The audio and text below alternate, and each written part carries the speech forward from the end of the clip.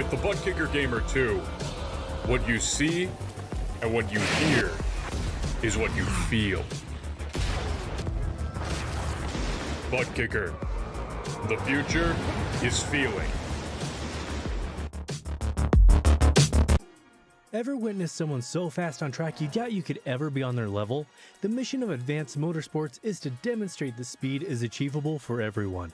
With the expertise of some of the best sim drivers in North America, we are set to release free content on social media and comprehensive guides on our website. For those seeking the ultimate experience, our Advanced Motorsport Institute and personalized coaching sessions are the way to go. No matter your level of experience, we invite you to follow us on our social media to learn to be fast.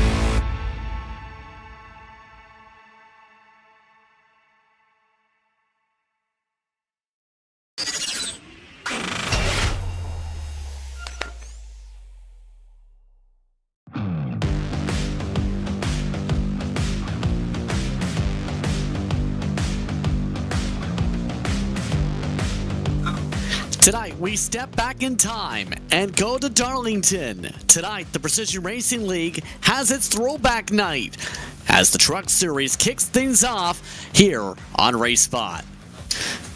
Welcome, everyone, to Back in Time Land. I'm Justin Prince alongside Derek Watson with Joshua Lee as our producer tonight as we get set to see how the throwback racing looks when it comes to the paint schemes, but better yet, who's able to conquer Darlington as a whole, Derek. Well, JP, I'd say about the opening intro of this race may have had black and white video, but there won't be nothing very much black and white about this race except for the stripes on the sides of these cars. An exciting night and a tough track ahead of us here as we're into the third trimester of the schedule. Coming down to the final stretch also when it comes to this, with North Wilkesboro also a throwback track and Charlotte to round out the campaign. The tracks are only getting harder from here. Let's take a look at how the standings look tonight. Zach Panzarelli, your points leader after a big victory in a photo finish. Patrick Cowgill, the season leader in victories, still second within 5 points. Mike Richter needs a great run tonight to close up in third. He's 26 points back with Austin Hunter 28. Everybody else is right now almost, if not very close to being out of mathematical range to win the driver championship. The team side, though, is a little bit of a different story because you have three different teams with great chances. Two of them are one-back entries, but Final Drive and Hunter's first and third. But then Team DDI, 44 Ever, is within 30 points of Final Drive for the top spot in said team standings. We'll see how those organizations race at Darlington here tonight. As we get ready for tonight's festivities, I'd like to remind you of some of the presenting sponsors for tonight's festivities. Tonight's racing is brought to you in part by Advanced Sim Racing. Owned and operated by passionate sim racers, Advanced Sim Racing designs and builds the sturdiest and most durable aluminum profile racing simulation cockpits available on the market today. All PRL members also get a 5% discount of ASR products using the Precision 5 coupon code. Racebox offers mid and high-end button boxes for sim racing enthusiasts, from the casual gamer up to the most meticulous sim racing driver. Competitively priced and carefully handcrafted, our button boxes are an enjoyable addition to any sim racing setup. Visit raceboxsimracing.com and get a 5% discount using Precision 5 coupon code. Butt Kicker adds incredible immersion and realism to every game. For every nuance, ensure you put yourself in the driver's seat. Moradness is a performance lifestyle brand motivated by motorsport and founded by professional race car driver Daniel Morad. For more info, visit moradness.com. Mr. Hedge iRacing Photography. Capture your finest, proudest, or simply worst moments from your hobby and up to 8K resolution. A great addition to any sim room. And Advanced Motorsports. Get ready to learn to be fast with Advanced Motorsports. Follow them on their socials to become a better driver. Drivers, meanwhile, they're in the midst of qualifying at the moment. And as they continue to prepare to see what happens over the course of 40 minutes here this evening, there are a couple penalties for non-qualifications. Jordan Miller still has an outstanding penalty from round 2. Mark Elliott not allowed to qualify. Sporting regulations is the reason with the 22 of Kyle Dewey, and his reason not to be allowed to qualify after he requested a cleared black flag for exiting a closed pit last race when he shouldn't have. The field itself has plenty of throwbacks on hand. Patrick Cowgill, you see one of them on screen right now. His red and white look tonight, a very stark look compared to much of his campaign's paints. He's right now trying to find a speed boost to get to Zach Panzarella. Yeah, Patrick told me tonight he thinks he needs to qualify well because he knows he's not a very patient driver here at Darlington. So he wants to get up front and sit there, and he did. Look at it up on the pole, JP, a 29.049 puts him at the top of the board. That throwback, by the way, is to Richard Childress from when he drove the 3-car. Dylan Smith in the wall on the Dale Jr. throwback, and that's going to very likely invalidate that second time around. You can't run that high up on the racetrack without risking contact, and he pays the price with a off-qualifying run, both laps invalidated. Yeah, and that's the easy thing to do here. It's very hard to stay off the wall here at Darlington sometimes. Whoa, look at that entry point there. That's the 59 there. I'm assuming it's a warm-up lap with the way he's running that lap there. But, yeah, I mean, drivers in the wall, that's something we're going to say all night long, JP, and something we'll get used to seeing. Well, Brendan Shatley, by the way, was set his qualifying lap. He just decided to throw away the truck like it was a candy wrapper. Now, for Darlington here tonight, plenty of drivers looking to show off their skills and throw off their throwbacks. We'll look to see who's able to throw themselves into victory lane here tonight. Patrick Cowgill, Zach Panzarella on the front row. It's a Richard Childress throwback alongside the Terry Labonte look for Panzarella. Marty Calvert, he's throwing back to Dale Sr. tonight in the 16. He's alongside Stephen Kirby. Then in the 5th position, the Jeff Gordon throwback, the 24 Andrew Sharp. Austin Hunter will start in the top 6 in the 27 truck. Brett Adams throwing back to believe himself on the faux throwback look on the hood. Philip Beaver will start in the 8th position. 9th position goes to Mike Richter. Then it's Graham Wildman rounding out your top 10 here tonight in the 55. Nicholas Hunter throwing back to the singularized paint schemes of past, seen from RCR in the 2000s. Kevin McGarvey, he does not have a throwback. He starts 12. Stacey Hunter, no throwback in 13th. Mike Toomer Jr. throwing back to Wendell Scott tonight, starts 14th. With Jake Mackey in the 15th position in a Sterling Marlin throwback. Brendan Shatley, he's got his normal paint scheme seen much of the season, 16th. Your last driver to take a time was Tanner Johnson. He did not elect to take a throwback to the racetrack. A lot of drivers did not put in qualifying times, and not just those with penalties. Kyle Dewey, Garrett Austin, Tom Massey, Robbie Wilson, Rodrigo Morales, Dylan Smith, Ryan Newman, Edward Peltz, Matthew Allica, Will Jennings, Zachary Austin, all in the did not put up times club as we get ready for a cool track. Sorry, JP, that's a massive list. That leaves a big question mark over what some of these drivers will be facing. And look at the track here. It's only 76 degrees Fahrenheit here as it's now 8:26 p.m. virtual standard time. It's going to be a cold track. It should be a grippy track. And if you're racing at Darlington, grip is definitely something you want to have a lot of. So with that being talked about here, what's it going to take to not only keep the grip but also get the victory? Oh, I think it's a lot of patience, JP. It's a lot of probably setting up your passes and, believe it or not, being willing to probably to mostly make your passes on the straightaways. Set it up in the corner and then make the move off the corner. You get 2 or 3 wide, I mean 2 wide even through the corners. And if you dare be 3 wide in the corners, it's not going to end that well here for you as a driver. So patience and I think passing in the straightaways are my 2 biggest keys. Who do you think's got the best shot to win and why? Oh, this is such a crazy race just because it's going to get so wild and wacky. It's going to be someone with a lot of patience. It's probably going to be, a lot of drivers, they were scared of the track tonight. If I put a thought into it right now, oh, man, I'm gonna go a little crazier. I'm going to pick Graham Wildman back in 10th, and the 55 machine is your winner. Throughout tonight, we'll have some throwback elements here and there. We'll also be doing a radio call for some portions of tonight. But as these drivers get ready for the festivities to start, it's time to go racing in the PRL Truck Series. Patrick Calgill on the loud pedal. We're underway from Darlington.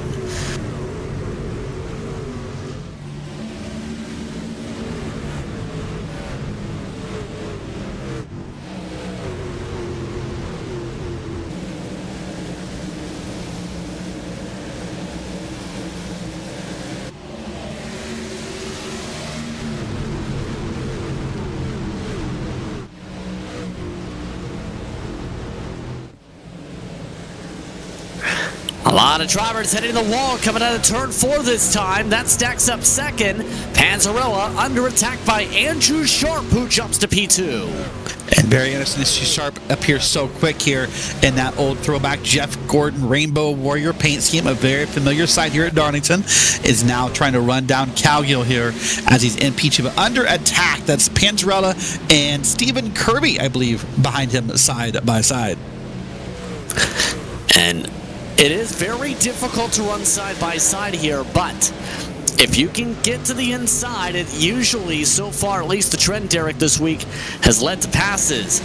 Let's see what happened as looks like the 19 of Hunter went hard to the wall, no caution. Yeah, just unfortunately out of service is what he is there in that Whataback wireless, singular wireless throwback scheme, and just lost it out of 2. Not completely out of the norm to see people lose it out of a corner here or into a corner, but take a look here right now already. Panzarella's put a bit of a gap here. Look at this on Brett Adams, and then it's Calvert and Kirby behind him. So right now 1, 2, and 3 JP, now 4 and 5 are all single file as people are trying to get comfortable with this track. And very quickly, the top drivers starting to pull away by 2+ seconds. The comfortability here. If it goes green, by the way, expected to go about 80 or so laps. Here's Marty Calvert. He's running 5th. We talked about the throwback look for tonight. You can see the color matchup when it comes to Calvert. And throughout the week, you reached out to drivers to see what the backstories were. For Calvert's, 1979 is what the look is for him this evening. The rookie year paint scheme for Dale Sr. In turn, with him having less than a year total in the PRL, he said, and I quote, he feels he's still a rookie here. Well, and look at it, keeping old school is the sign in the back of his camera shot. It's got the Dale Earnhardt, poster there on the wall. So lots of throwback here for Calvert, all pointing to the same thing. And of course, this blue and yellow, we've seen it multiple times throughout iRacing and throughout. I think Dale Jr.'s done this throwback once or twice in real life. So a pretty familiar scheme overall to see. But Marty's doing a pretty good job here so far, just keeping it calm and collected with about a few minutes into this race. Side by side, starting to build up to the inside. That's Mike Richter, able to make the move on Stephen Kirby. Quickly done, quickly and efficiently. Kirby in a throwback to one of Terry Labonte's early paint schemes with the red, white, and blue instead of the baby blue and white. Mike Richter trying to carry himself ahead in a much different look than most races this season. Yeah, Richter's trying to do a great job. Really, it was up 3rd in points in the graphic we showed earlier. So maybe not a name we've spoken about a whole lot, but very silently has put himself on the fringe of contention here in this race. If something were to happen to both Calgill and Panzarella, we could have ourselves a 3-way battle in the last 2 races. For those wondering, what is that paint scheme? Well, he's one of several drivers throwing back to themselves tonight. PRL's been around for a fair amount of time. This was a paint scheme he ran about 3-4 years ago when he ran for Car Ramrod. That was when you had Charles Sumner still in the field. Adam Zepke was also in the field for the trucks at the time. Richter, one of several, saying, I've been here so long, I can throw back to myself and make it stick. Yeah, it's often nice to see trucks and drivers do that, just to see how they look and kind of remind yourself of what you maybe enjoyed or got away from, depending upon how you felt about the look. But here's the battle for 9th, and you see it going on, and it's the 55 machine leading them around here. And doing a pretty good job of it so far. That's Graham Wadman in the photo. Had a little bit of contact with the driver, and there was a little bit of chatter about it. But they are all single file. So right now, JP, everyone's just trying to save some tires, get comfortable. As you said, these corners are tight and scary. There's not a lot of passing room in these corners. Gonna need to be very careful, to say the least, here tonight. Talking a bit about throwbacks as Phil Beaver gets attacked by McGarvey. McGarvey nearly went onto the apron, or part of the lesser portion, banking around the corner, trying to make this pass on Beaver. Beaver, meanwhile, playing defense in one of the throwbacks to Bill Elliott in the 60. And he keeps it cool and collected, lets the car/trucks go, as two make the pass for the price of one. Sometimes as a driver, that's what you have to do in that moment, is just lift and let them go. If you battle side by side, it's very difficult and very, very difficult to stay off the wall. So you just have to kind of let go, let them go, know you'll get them later, and be patient. That's the word I use in our pre-race show. Here's the battle for 3rd and 4th. This is Panzarella and Brett Adams. Zach Panzarella and that old Terry Labonte Kellogg's paint scheme. What I like about it, though, JP, he's put his own little personal touch on the driver's side door. Instead of the rooster, he has that dog from his current Mellowfest paint scheme. Look at it right there. Hey, superstitions don't go away very easily. Also, he added the current sponsor instead of the old sponsor. He, while still infringing on a trademark or two, changed the certain mascot for a certain cereal company to say his main sponsor, Daily Drivers, instead. Yeah, also, happy birthday, Zach Panzarella. It's his birthday today, so he's out here trying to hope to secure a win for a birthday present. And chance to tie the lead for most wins on the season. By the way, Brett Adams, we were talking about a throwback to himself a bit. Can confirm it's to his 2020 first career win in the PRL. Why not is the answer to that. Man, and that color of that truck reminds me of a throwback to like a 1980s, 1970s bathroom. No offense, but just that kind of that seafoam green it's traditional throwback. It just kind of put me back in that mindset. But yeah, you have a moment that's personal to you. Why not throw back to it? Why not see if we can bring you some good luck and do something for you here? Already near 10 minutes off the clock, and so far we have remained green in this one. A pretty clean race, to say the least, so far, outside of the early troubles off the stack-up. Your top 5 up 4 seconds, the difference between them, but much of the field is already near half a track behind Derek. That's how quick some of the pace has been with some of the fall, but also how drivers are handling it. But spot driver comfort. This to me is one of the most difficult ovals in NASCAR because of how the corners behave and how precise you have to be, how technical you have to be. This is a track where definitely pace matters, and you can see just different lines being run in this camera shot. How Panzarella, Adams, and Calvert are attacking those corners. It's all different, and so yeah, I'm not surprised to see big gaps in the field already. For those tuning in, about 8 minutes down, Patrick Calgio, who's already on record saying he loves this place, is up by near 2 seconds over the Terry Labonte throwback of Panzarella and the Jeff Gordon throwback of Andrew Sharp. So far, it's looked very stellar, the pace for the 31 and the 24 in particular.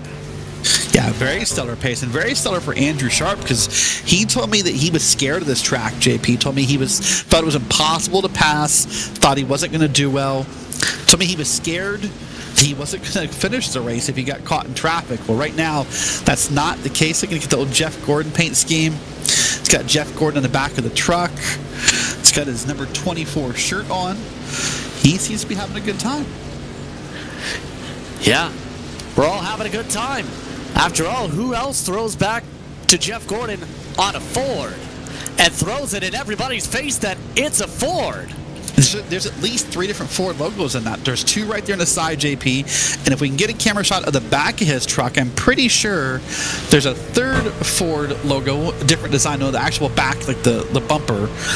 Pretty sure there's an actual Ford logo on the back of that truck if we can get it later. I'm pretty sure what you're talking about might be part of the template with the license plate. Yeah, that's a normal template. You know who he did throw on the back bumper? He threw Jeff Gordon's face on it, as well as his out of sim, or out of the series team that he works with. Yeah, so definitely a great way to do some self-promotion and some kind of showing off. And hey, it's memorable. It got him broadcast time, so good for that. Looks like Brett Adams has closed up a little bit here on the 12. And is trying to make it happen. Oh, but scrub the wall a little bit. That's not uncommon, but that is right there. That was a hard smack in the wall, JP. And these trucks don't handle damage all that well, especially when it comes to the amount of Darlington stripes we may see. Not many people willing to risk running the wall, where a lot of the speed is, though, so far. If anything, most are running half a seam to a full seam away from the fence. You know, JP, we talked about this being throwback week, and it's kind of a shame in a way that we put these beautiful paint schemes on these trucks. And then we bring them out here, and we put big stripes on the side of them. But that's a beautiful truck on the inside. That is one of the Austins down there. I think it's Zachary Austin down there having a little bit of a hard time. That is a beautiful Saturday morning cartoons throwback machine. Maybe we'll get a shot of that later, but really awesome looking scheme there. But man, this race is just getting ever so slightly tighter because now Austin Hunter's in the mix, Mike Richter's in the mix, and it's, instead of a battle for 3rd, 4th, and 5th, it's up to like bean powder, like back to P7. Now, this throwback does have a significant story for Austin Hunter. A lot of people throwing back to their favorite drivers or themselves. But for Austin Hunter, he's throwing back to John LaBaffe tonight. He passed away a few years ago, was a competitor in PRL competition, and a close friend to Austin Hunter. The paint scheme he's running tonight is what he ran for LaBaffe's memorial race a few years ago. On the hood, he also threw on a woodwork piece he did for Nick and I's parents just about 1 year in Christmas. In fact, LaBaffe did for him and his family with the woodwork company. So a very touching throwback and an emotional one for Austin Hunter. He runs 6th. Yeah, doing a great job running 6. Obviously would love nothing more than to finish the tribute by getting up there in P1. There's a shot right there of a pass. That's Calgill lapping a car, lapping one of the DDI drivers. That was back there in the Hot Wheels machine. Man, look at Patrick fighting that wheel a little bit, JP. Not fully comfortable based on how much he was fighting out of that corner. Look at that. A lot of trucks trending loose, it looks like, here this week. I can tell you, this is one of the longer runs some may get if they run officials with some of the cautions in fixed setups. However, when it comes to this setup as a whole, you push the tires, it can plow quickly. You push too hard off the rears, we might see spin arounds here. It's a tricky one when it comes to strat as a result for later on. Yeah, it's very tricky what you want to do here. This track eats tires as well. And you said that already, but I want to emphasize that again as a point. It eats tires. This is not a very forgiving track. And here's Stephen Kirby and Graham Wildman back here for 8th and 9th. Wildman, of course, is being inspired by the Parsons Brothers Copenhagen paint scheme. So we'll see that there. And then black and white. And you already commented on the truck on the top. That's Kirby crushed the wall there. It's an interesting one, actually, with what you see from Wildman, because they actually, Graham Wildman's camp went through the history of the whole 55 with the Jackson brothers, with Leo Jackson and company, and seen that it was one of the longest running paint schemes they ran on the car. But also, look at the amount of intricateness put into this. It's not just simple as, oh, I just put the same spoiler, just gonna stick the logo and do this. No, they went and matched the whole script of the Soy Boys Racing to fit.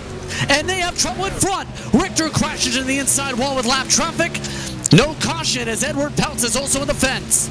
Richter's coming back up the track slightly. I'm kind of surprised. What looks like we're going to stay green here. Yeah, Richter had some problems. We'll see it again in just a moment here, but wow, big moment. right there in the 26-minute mark of the race as Richter is definitely coming down pit road, and we'll wait and see how bad it's going to be. Yeah, that's why you don't want to be side by side coming out of turn 2. No matter what it seems here, it's a single file corner exit for the Boeing straightaway. Here's what triggered it. Lap traffic already to the inside. And right there, Richter actually hit the wall and nowhere for Peltz to be. No, nowhere for anyone to be right there, and just crush that wall, or crush that car to the inside and the wall, actually.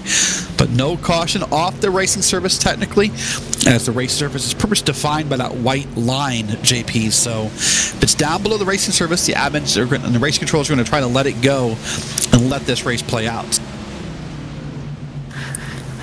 So already 25 minutes to go so far. We continue to keep things green here despite some of the stack-ups already. 18 drivers are still in a lead lap here from Darlington Raceway. There's the move, though. That's for third. Brett Adams, he's got the better pace now with a 31 flat last time by. Panzarella got a little bit too close to the wall. Yeah, there's something we're going to hear about a lot all night long. Too close to the wall. Feels like this is inevitable to happen here as you want to try to get that high line running, which is technically, in some drivers' minds, the faster line, but it's a real tight rope walk in that area. Now, let's talk through that last incident. You walk through what just happened in the last replay.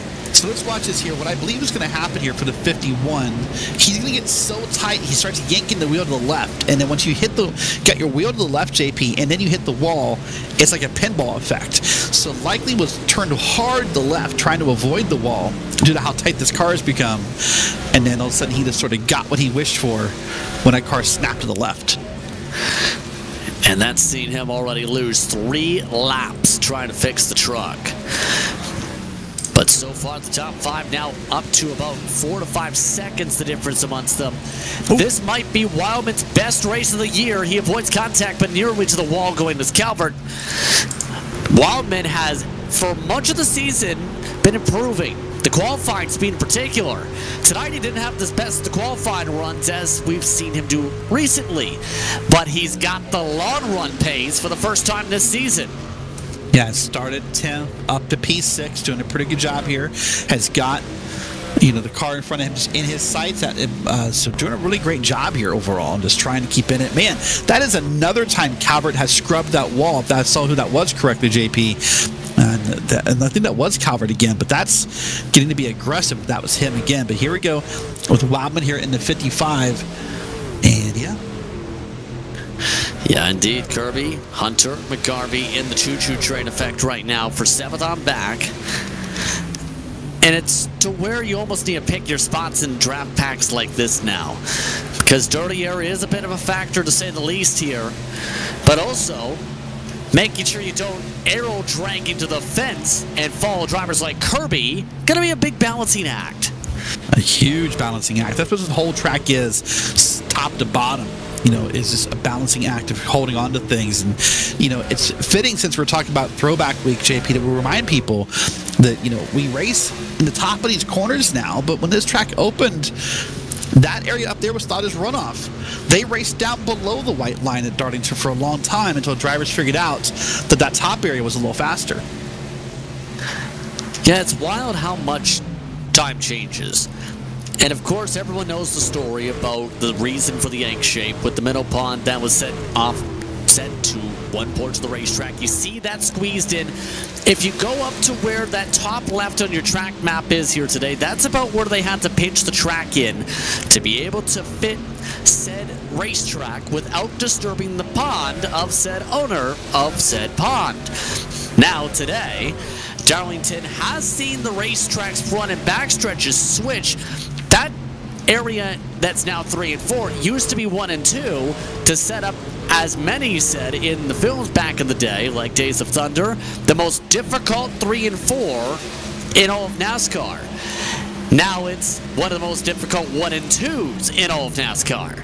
I think this track is the most difficult of everything in all of NASCAR. But speaking of the pond, you know, the funny quote that comes to mind, JP, one day after a race where Kyle Petty didn't have a good day, I think the quote was something like, they just need to fill the place with water, I'll hold a bass fishing tournament here, and let the fans have something exciting to watch for once. So Kyle Petty, also not the biggest fan of this track. What does Kyle Petty have to do with this today? As why is Wildman in? Is this scheduled? Wildman already at 15 seconds. Yes, he's trying to roll the dice at halfway. Yeah, you gotta do something different. Listen, you're having a great run. Why not try it and see what happens? Right now, he'll go probably a lap down, maybe more, maybe two, but probably only one. So he just needs to hold out and hope that this stays green through the pit cycle so he doesn't get stuck that one lap down. Halfway to go here in PRL Truck Series action. We've been green for mostly the whole race so far. So far, Calgill up by 2.4 seconds over Sharp. Brett Adams 4 seconds back. Panzarella and Calvert are amongst your top 5 around the circuit at the moment.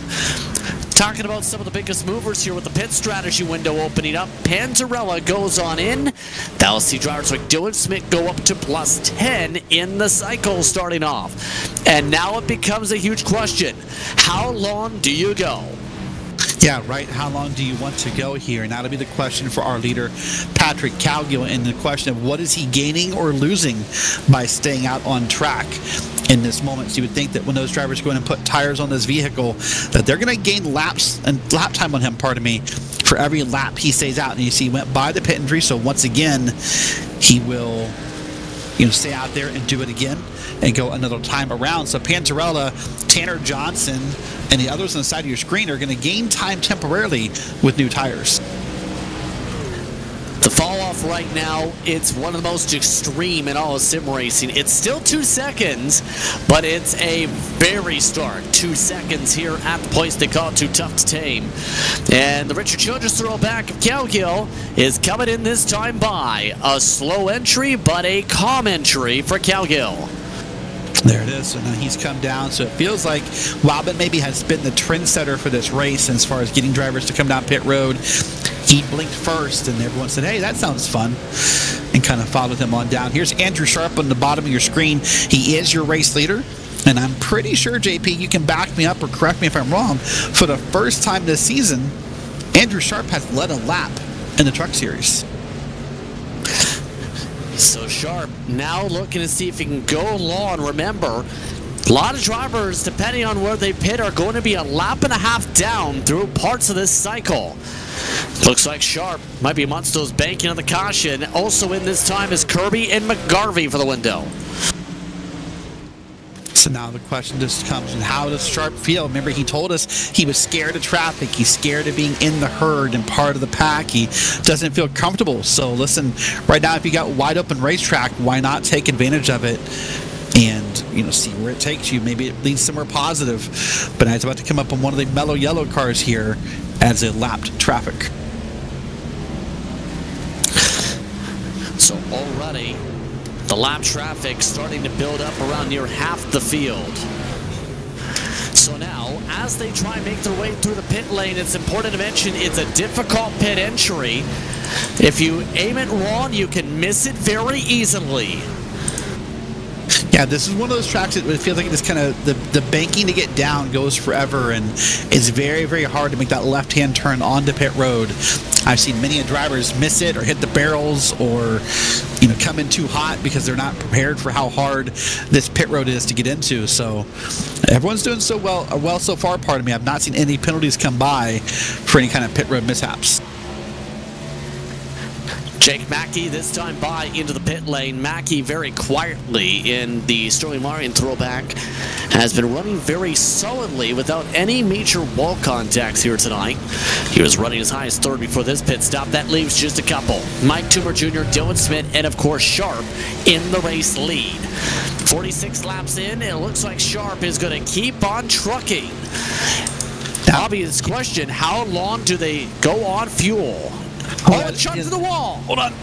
Yeah, that is the question. I'll come back to the other one in a second. He's going to get passed here by a couple drivers, and that's going to let him go there into the corner. Now he'll be side by side with the 53 in the middle to exit of the corner, and all turns out okay.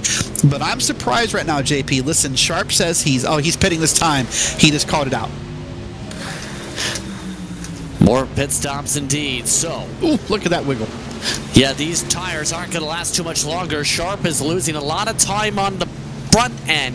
The back end, he's going to be one of the fastest trucks in the field. Already, those who have made pit stops are starting to see a fall off of up to half a second, depending on when they came in. Sharp easily in.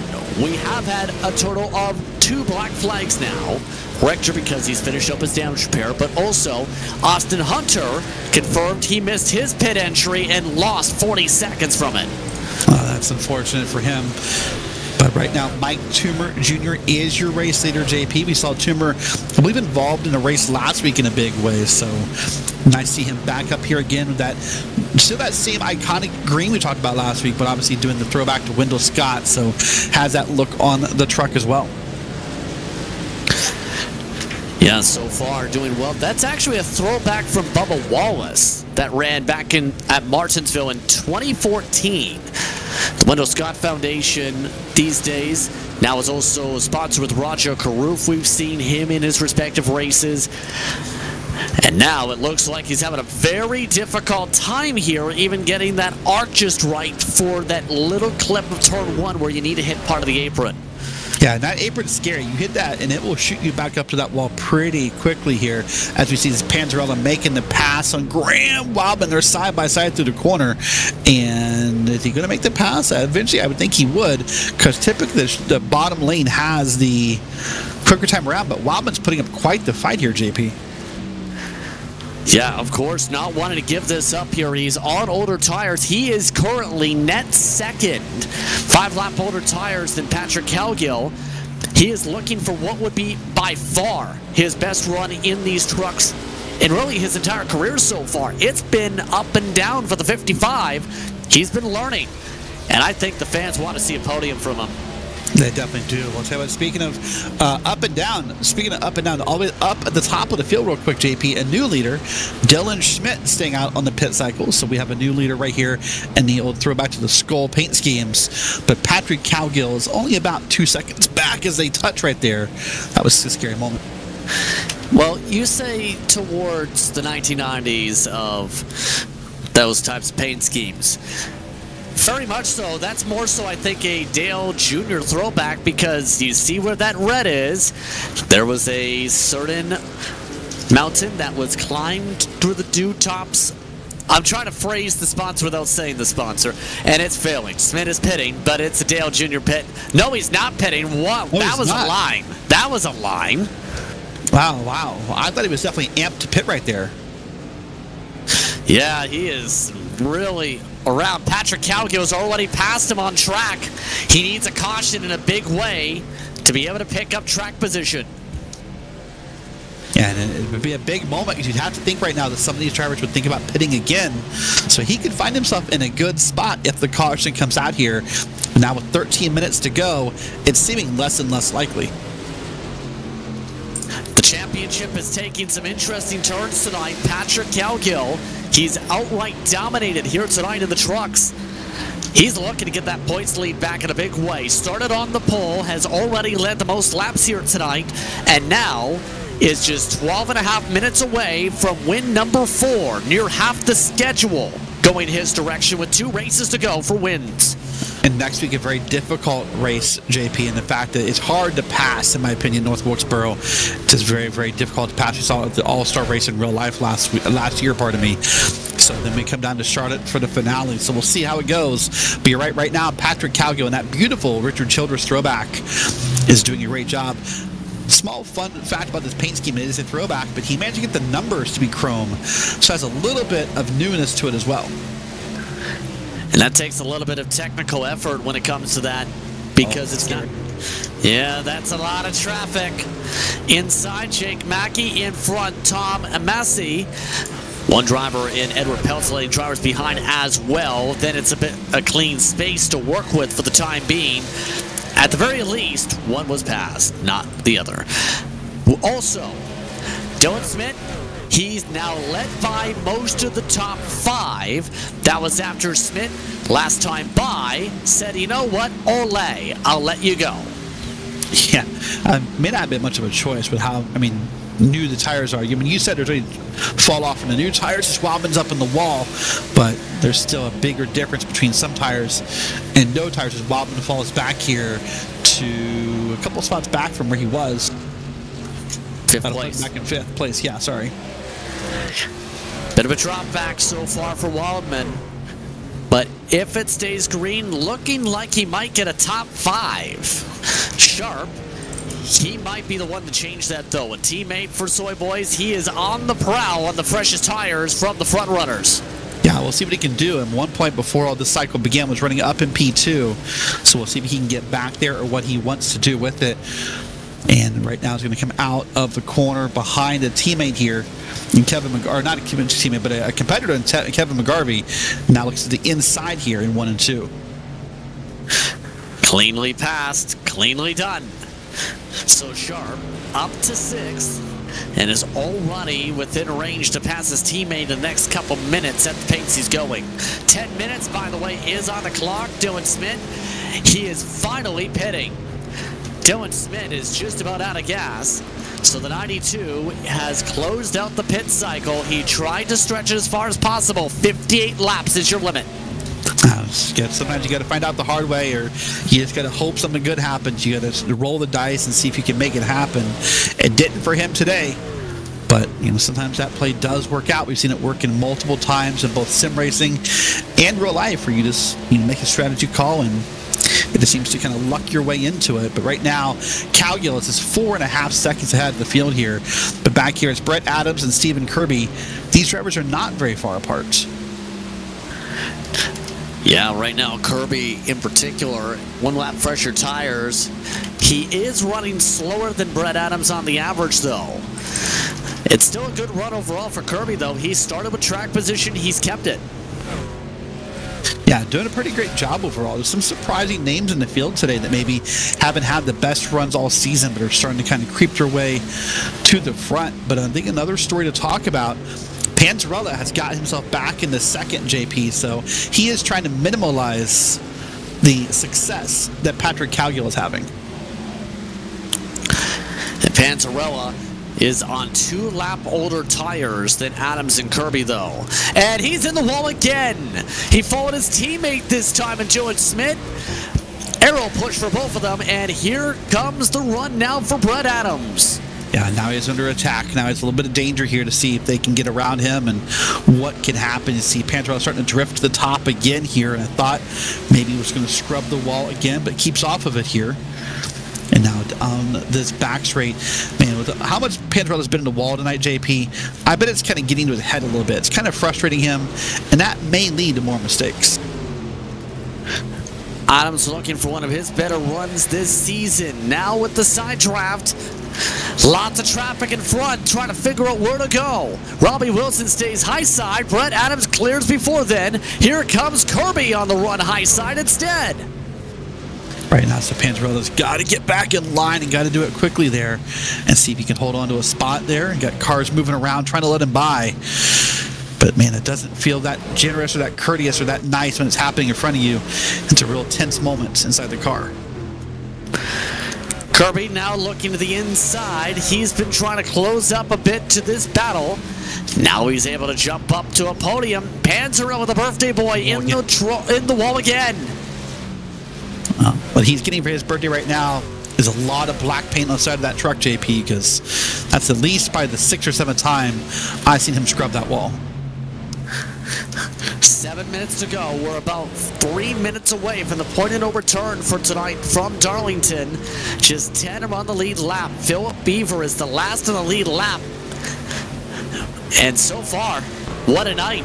A clean race, a dominant run. Calgill right now is up by 6+ seconds. Well, and what a surprise for a lot of these drivers, JP. A lot of the drivers I talked to tonight were concerned about the contact, were concerned about yellows, were concerned about, side-by-side racing through the corners and what could happen.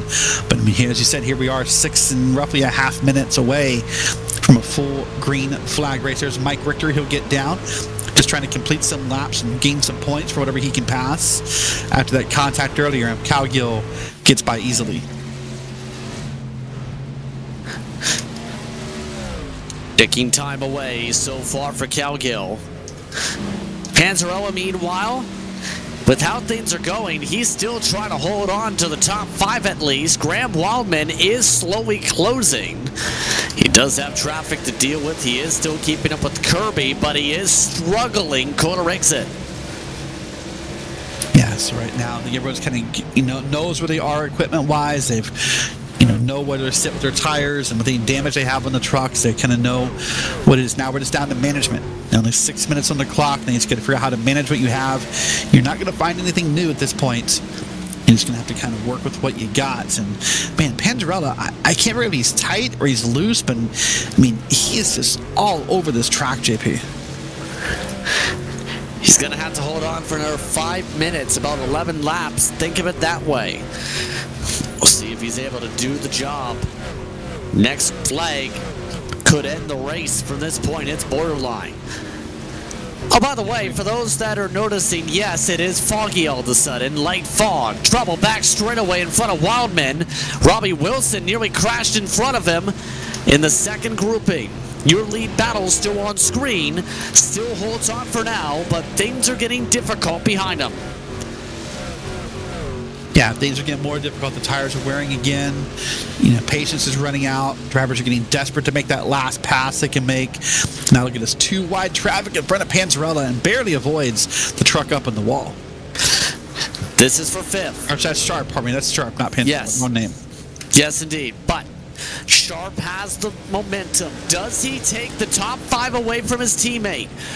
Wildman's been trying all season to have a run like this here tonight. By far his best run this season with how he's paced himself. Graham Wildman's yet to get a top 10. He'll still at least do that as Sharp is to the inside for 5th. And a very clean pass, all things considered, with how much these tires are worn off here. And Sharp just pulls up there, completes the pass, and now out of the corners, feeling good. I'm sure there's a big smile on his face and just kind of relaxed and calm as much as you can be at this very, very difficult track. So now we're back to Panzarella.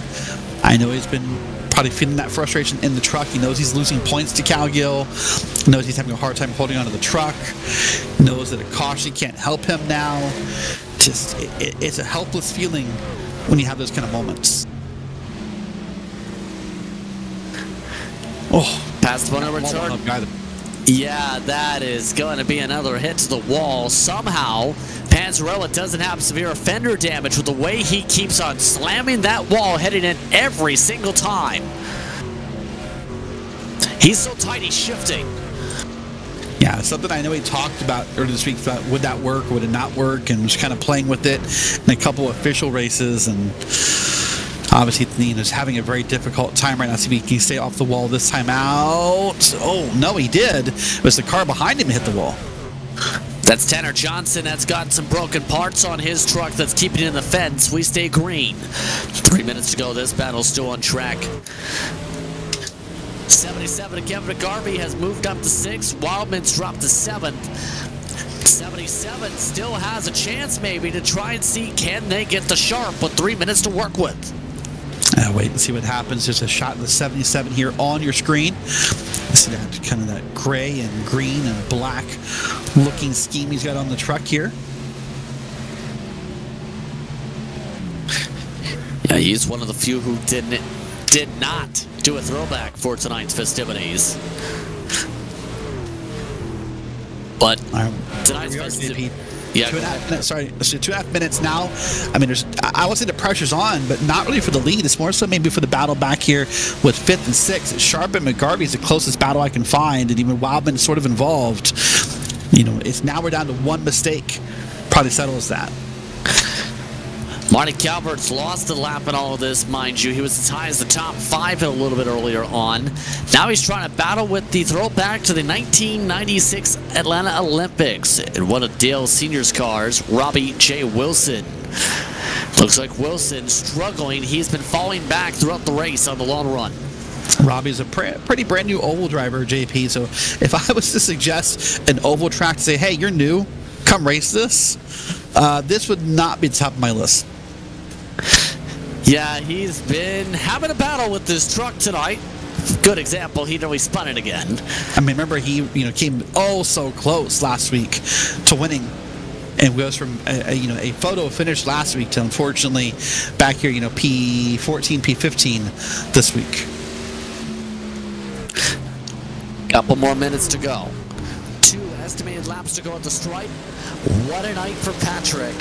Outright domination. 64 lead laps so far out of 75. Make it 65. 2 to go. Cowgill has been untouchable. Yeah, it's done great. I mean, of course, he told me that he knew he needed to start up front. He knows how he drives here. He loves the clean air. He hates the traffic here. And he said it was a point that he needed to accomplish was to get up there and get in that spot where he has. And he's just done a great job here with 40 seconds on the clock. Probably white flag this time. We'll see what Barty throws. Don't think he threw it. They'll go an extra lap by a second. Wow. So we have now 2 laps to go. The white flag is not out. Cowgill is still running away with it. That's a rare one for the oval side this season. So can these drivers make it 78 laps total? Let's find out if they make it the white flag lap. Tanner Johnson still trying to stretch it on a broken truck. We're under the white flag now. And there it is. You see Barney the flag man doing his job, waving the white flag, and Cowgill now starting to breathe easy with that 5.5, almost 6-second lead over Brett Adams. Just needs to avoid the lap traffic and come home with another victory. Through to 3 and 4 for the final time. It's been outright domination tonight for Patrick Cowgill. He called his shot, saying it's one of his favorite tracks. He proved why it's a favorite. Photos are out. Checker flag is out. Cowgill wins it. That, Justin, is just domination. Like, pure domination, textbook, right there. An outright domination station race for Patrick Cowgill, and he gets it done by 6+ seconds over Brett Adams. Stephen Kirby gets a top 3 as well. Top 9 finished all in the lead lap here tonight. Patrick seems very happy. Patrick says over the radio he's been trying for 5 years to win here. He finally did it. Oh, and how fitting in his last year in the trucks before he moves up to the Grand Nationals next year that he accomplishes this goal in the trucks as part of Whataback Final Drive. Of course, getting ready for the Grand National Series coming up soon for next season. But this season sees outright pace this evening. Patrick Cowgill gets the victory. Brett Adams and Stephen Kirby, the top 3. Panzarella and Stewart, McGarvey, Wildman, Chatley, Toomer Jr., and Mackey, your top 10. Mackey 1 lap down. Philip Beaver and Stacy Hunter with Calvert, along with Wilson and Hunter. Dylan Smith also a lap down. 2 down was Dewey and Amasi. 5 laps down, Tanner Johnson after a late crash. Edward Pelton 20th. Austin, Richter, Alika, Jennings, Newman Jr., or Ryan Newman should say, and Nick Hunter amongst the drivers. Multiple laps down. DNSs for Austin and Morales. That's a look top to bottom at the running order here tonight here on Race Spot as the Truck Series sees an outright dominant run for Patrick Cowgill. Patrick, you've finally done it. You finally won at Darlington. Oh, I'm so excited. This is awesome. This was my one track that I could never get a win at because I was always having bad luck. And finally, I had no bad luck. The whole race went green, and I got the win. So I'm super excited. Talk to us about all the hard work put in the preparation for tonight, not just the paint scheme, but to get this type of pace, to be up 6 seconds in domination fashion? I really don't know. I was practicing. I mainly practiced my qualifying lap the most because I did not want to start back in the pack or even, somewhere back other than first because it's so hard to pass here and I suck at passing here. So I was practicing qualifying. I did do a couple of long runs, but I don't know. Now, on that note, though, still 2 more races to go for this championship. Things look solid now with this win tonight for you, with the swing back for the point standings. North Wilkesboro's next, though. How do you feel about that throwback track? I'm not really sure. I've never raced Zach there, so I don't know how he is there, and I'm assuming he's going to be fast because he's been fast all season, so we'll just have to see how that one goes, and I still think it's going to come down to Charlotte, though, so. So, on that note, anyone you want to give a shout-out to? I know Doyle says you did a great job. Thanks, Doyle. Yeah, I gotta give a shout out to What a Back Racing. These guys are awesome. Help every week with getting more speed and all that. And my sponsor, CTN and MB1, Connect and Cure. Gotta thank you guys at RaceSpot and the guys at PRL who put all of this together. And I also gotta thank my wifey for letting me race. Well, congratulations once again, Patrick, on the victory tonight. Patrick Calgill gets the job done here at Darlington. Brett Adams threw back to a win he had back in 2020. He's with Derek. Well, Brett, you didn't secure the win with the throwback from the win, but you got second place out of it. That's a pretty strong run here at Darlington. Yeah, man, I'll take it. Not a track I'm all that good at, so appreciate the no caution full race. That was great. Well, that was going to be my second question was, are you surprised it was a no caution race? A little bit, yeah. It gets dicey getting past lap cars and with all the different tire strategies. But yeah, proud of these guys for keeping it green. So I know JP kind of walked us through it in the broadcast, but tell us again, what exactly is this a throwback to? This is an updated version of the scheme I ran when I won my first PRL race back in middle of 2020 at Vegas. And I think actually Patrick got second in that race. Well, there you go. Sort of a flip-flop back and forth. Well, next week, North Wilkesboro. How are you feeling? Oh, I'm excited for that one. Yeah, that'll be fun. I worry we'll run into a lot of cautions, but if we can get some green flag laps, I think it'll be a lot of fun. All right. Well, listen, great job tonight, and we'll see you next week. All right. Thanks, guys, for putting on a great show. Thank you. All right. That's Brett Adams, driver of the 23, finishing P2 tonight, Justin. So, third spot tonight going the way of Stephen Kirby here on RaceSpot. Kirby having one of his better runs in the past while or so. Let's take the opportunity to speak with him here. Stephen, you get a top 3 here tonight. It took a bit of a battle with Panzarella. How are you feeling on the podium? Feels good. Had 2 rough weeks the last 2 weeks, and so it feels good to be back to where I believe I should be. And can't wait. Love short tracks, and got another one coming up next week, so super excited. Since you brought that next time up for the short track, I'm curious on your viewpoint on not just the approach to it, also the survival point of it. It's a difficult track to pass at, we've seen, after all. Yeah, no shock here, but it'll be all about qualifying next week, unfortunately, probably. The racing surface isn't as wide as Darlington, so when you have the spins, you'll get the cautions, but it'll be fun. I like it, so it's challenging. It's better than just wide open throttles at the Kansases and things like that. So, on that note, overall, how are you and your team feeling about the season as a whole with RBM?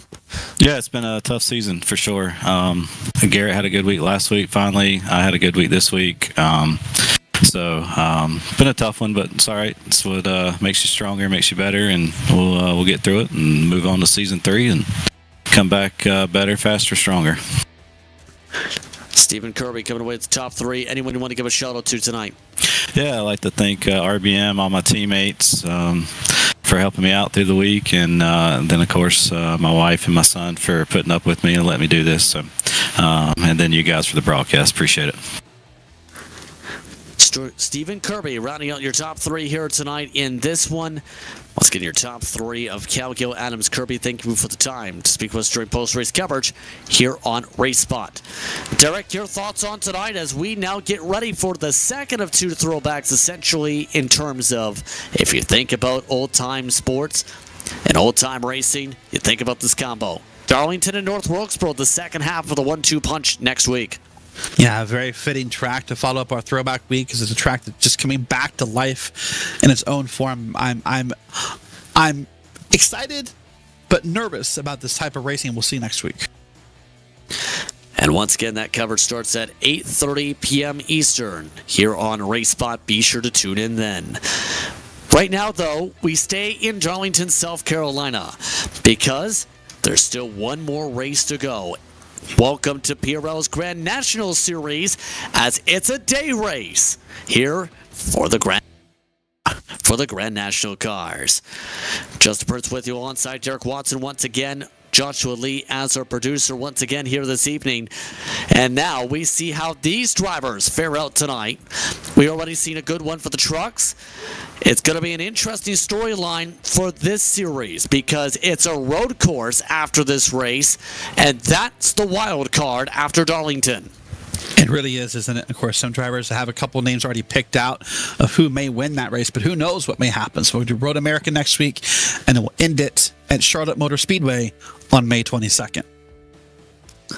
Let's take a look at the point standings as Richard Regan Jr. has a 15-point upper hand over Bradley Hawley coming in. He's got 3 wins, Regan Jr. does, to Hawley's 1. Acosta's in the conversation. He's back 20. He might be a very good candidate for points tonight at Darlington. Dustin Scruggs, he's been up and down as of late. He's entering 4th. Ted Lowendick having a great year at the Ovals. He's 5th in the standings coming in. Then Daniel Knight still in good range. Same for Reese Bogue. After that, it's going to require luck. For the team standings, let's take a look at how things look for Whataback Racing Overdrive as they have the tight margins over RBM. Regan Bogue Motorsports is putting the fight on for the top. Whataback in general is going back and forth with them in the second entry. Yeah, going back and forth right there. With then you see Reese Bogue, RBM2, 6-box, Precision Racing Esports, Tabla Rasa down there. So lots of teams involved here. Lots of movement still possible towards the bottom of it. The top, though, man, it feels really tight up there as well. I'm kind of surprised.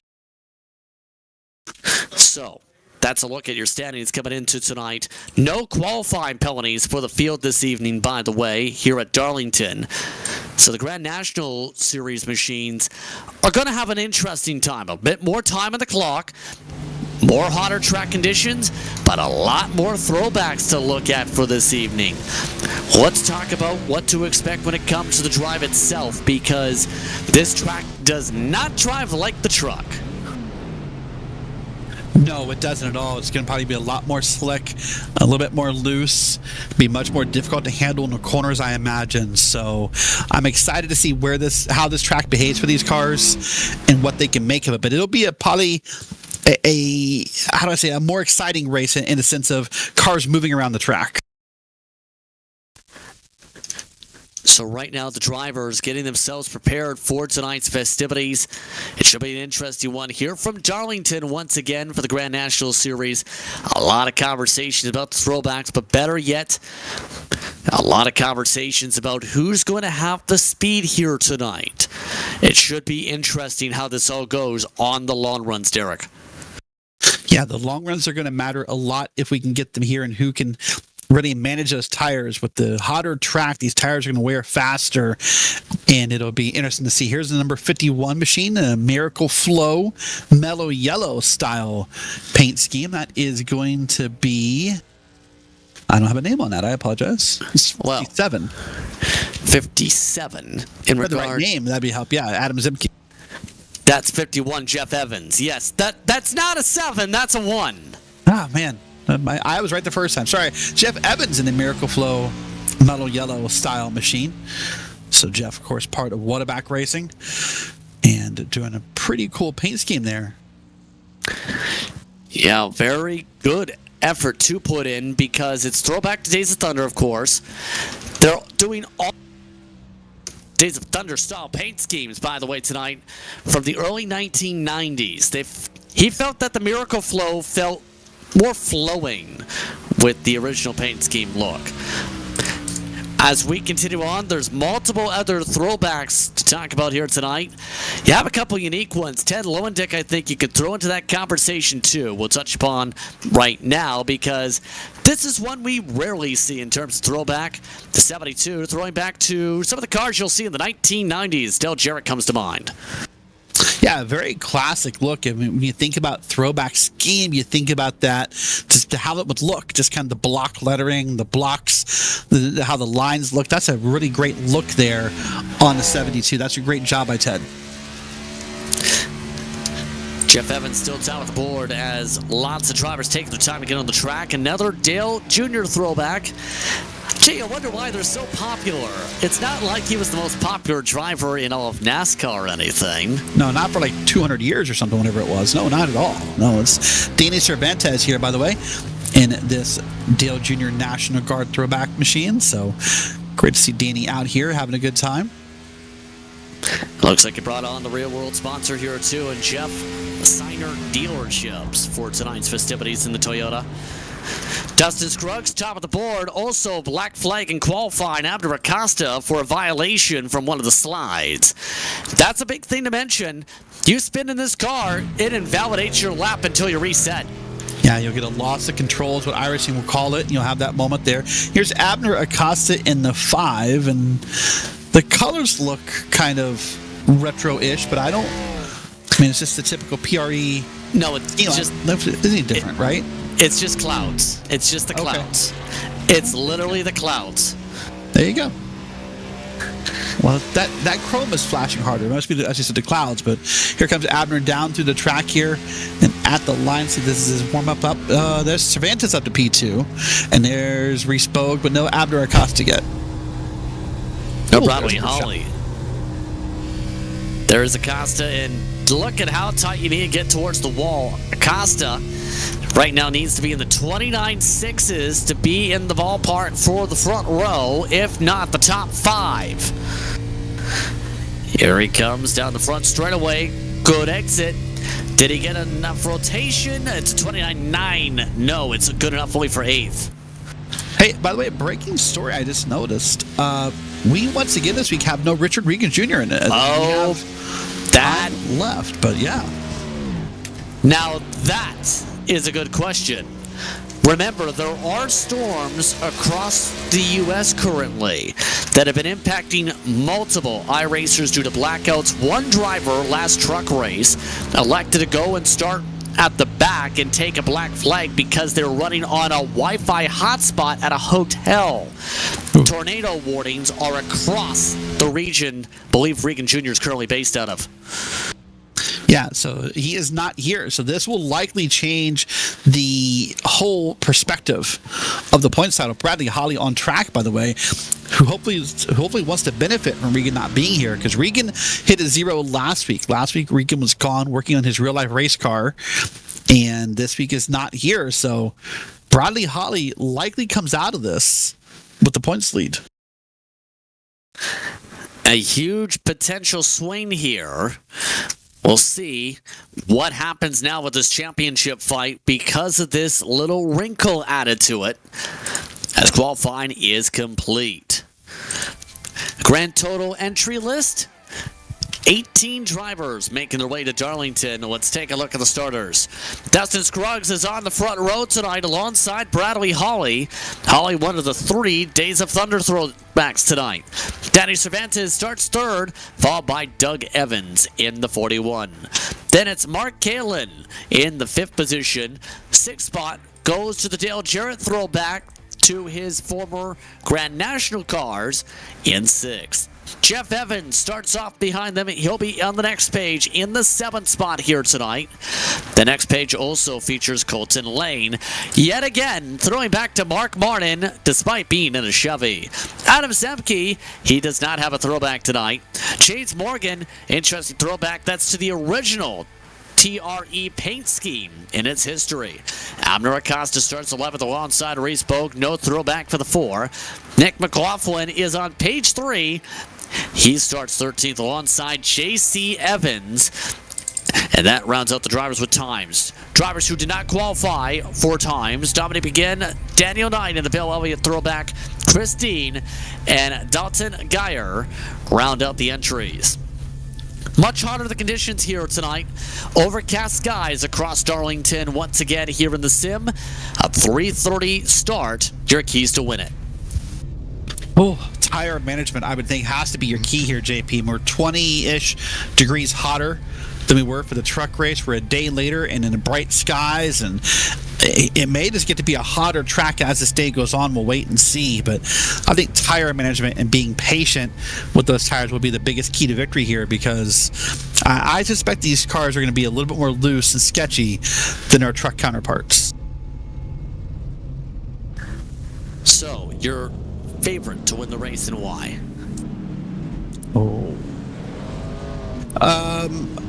I really think, just from an experience standpoint, I think Bradley Holly's the odds-on favorite here in the 184.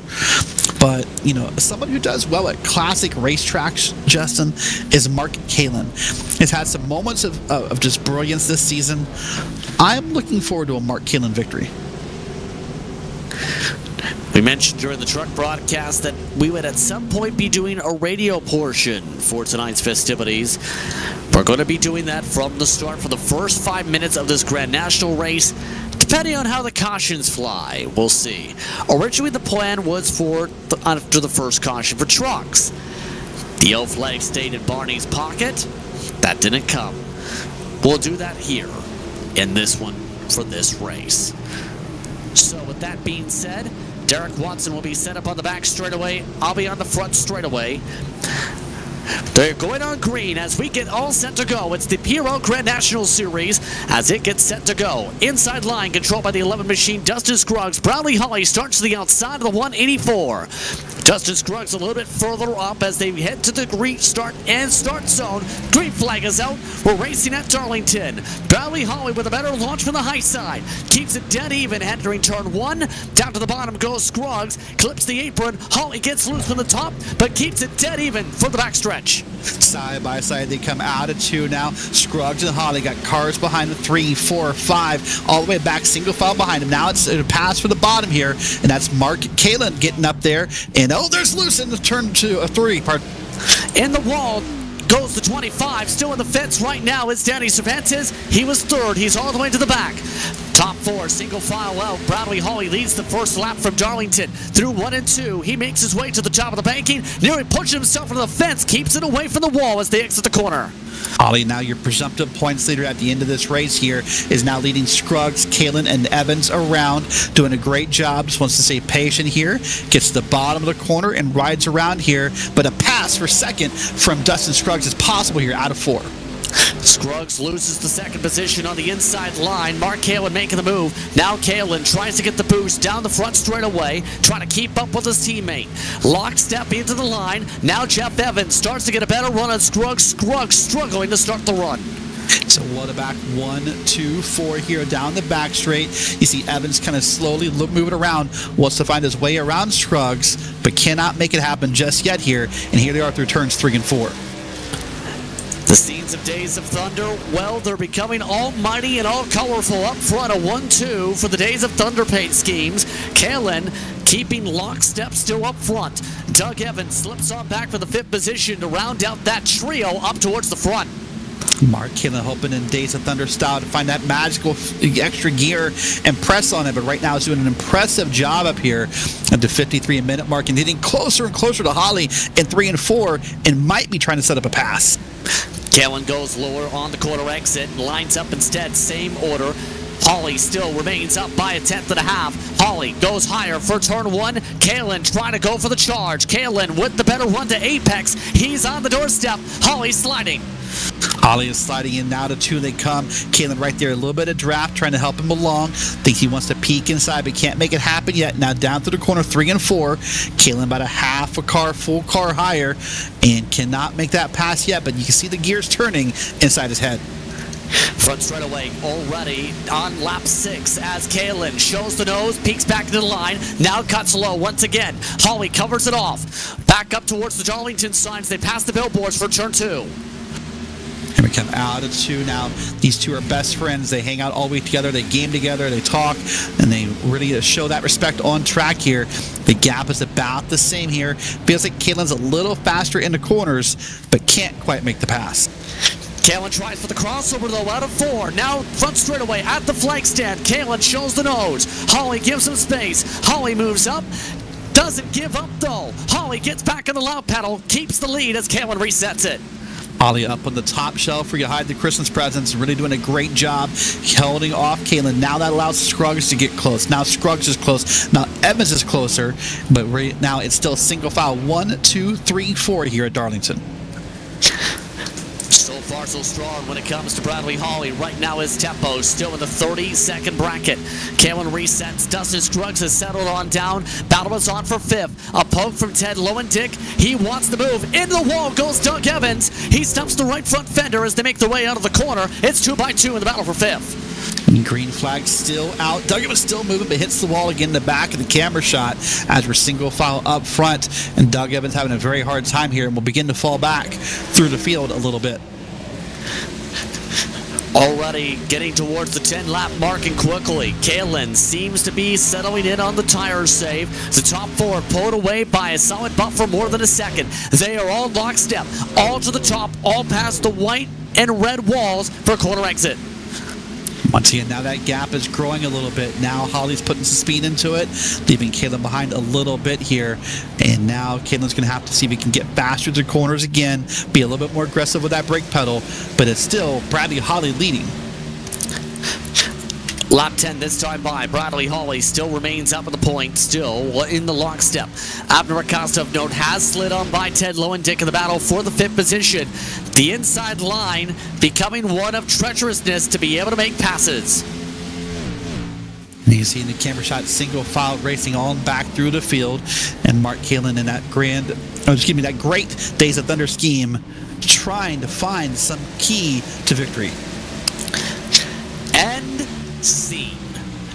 That was the radio call portion for tonight, to throw it back to the olden days, so to speak, when you turned on the radio, whether it's the tube top or whether it's the boombox of, say, the 70s and 80s or 90s. Listen on to the radio call at a racetrack like this.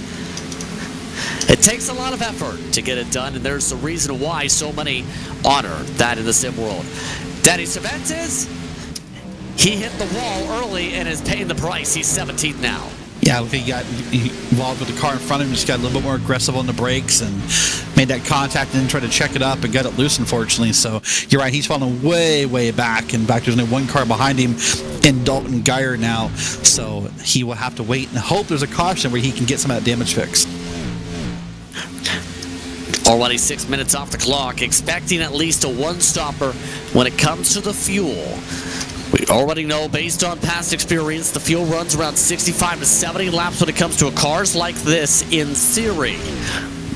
But how long do you really risk staying out with the tires tonight?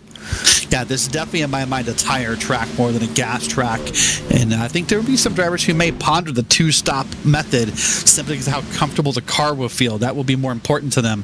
Here you go. Here's a cool camera shot. You got Holly on the left, Mark Caitlin on the right, the same way they appear on your screen, JP. And they're still at it here, almost 10 minutes in to this race. Yeah, both of them very straight-faced. Hey, Mark Caitlin made the emphasis, though. I believe he brought the tire for good emphasis tonight. Yeah, Mark's had the tire back there for a while and got the Lego set back there. And these guys are both big Star Wars nerds. They spent the weekend sharing pictures in Whataback Discord and different Star Wars related things. So, a nice weekend, quote unquote, holiday for these two drivers. Yeah, these two stay lockstep, but let's talk a little bit about those in the field a little bit here, because most people have been able to stay stagnant, except for Abner Acosta.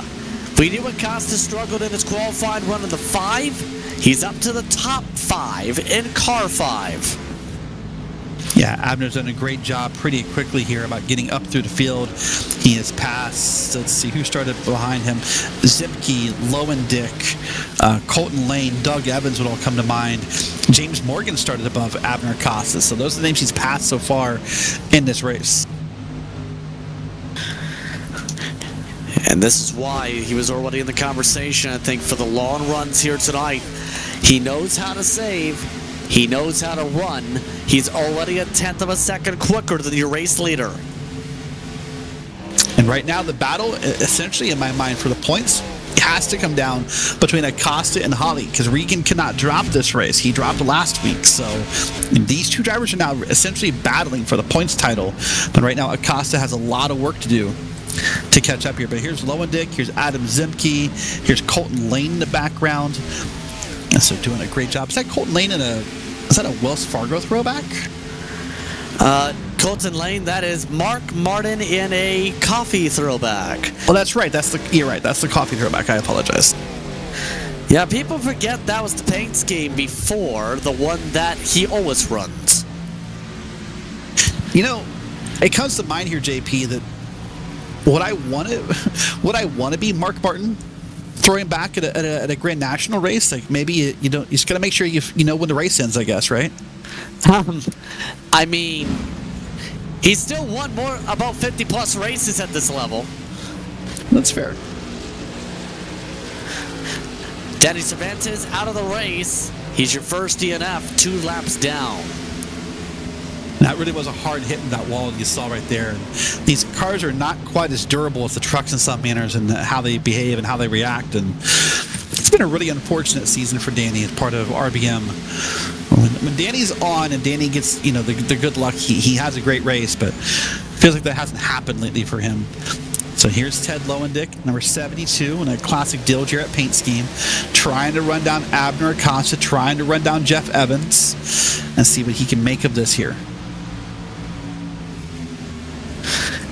Yeah, he's been having a solid season as a whole when it comes to Ted. Remember, he was known for the longest time for being just a road course racer in the platform when it comes to PRL.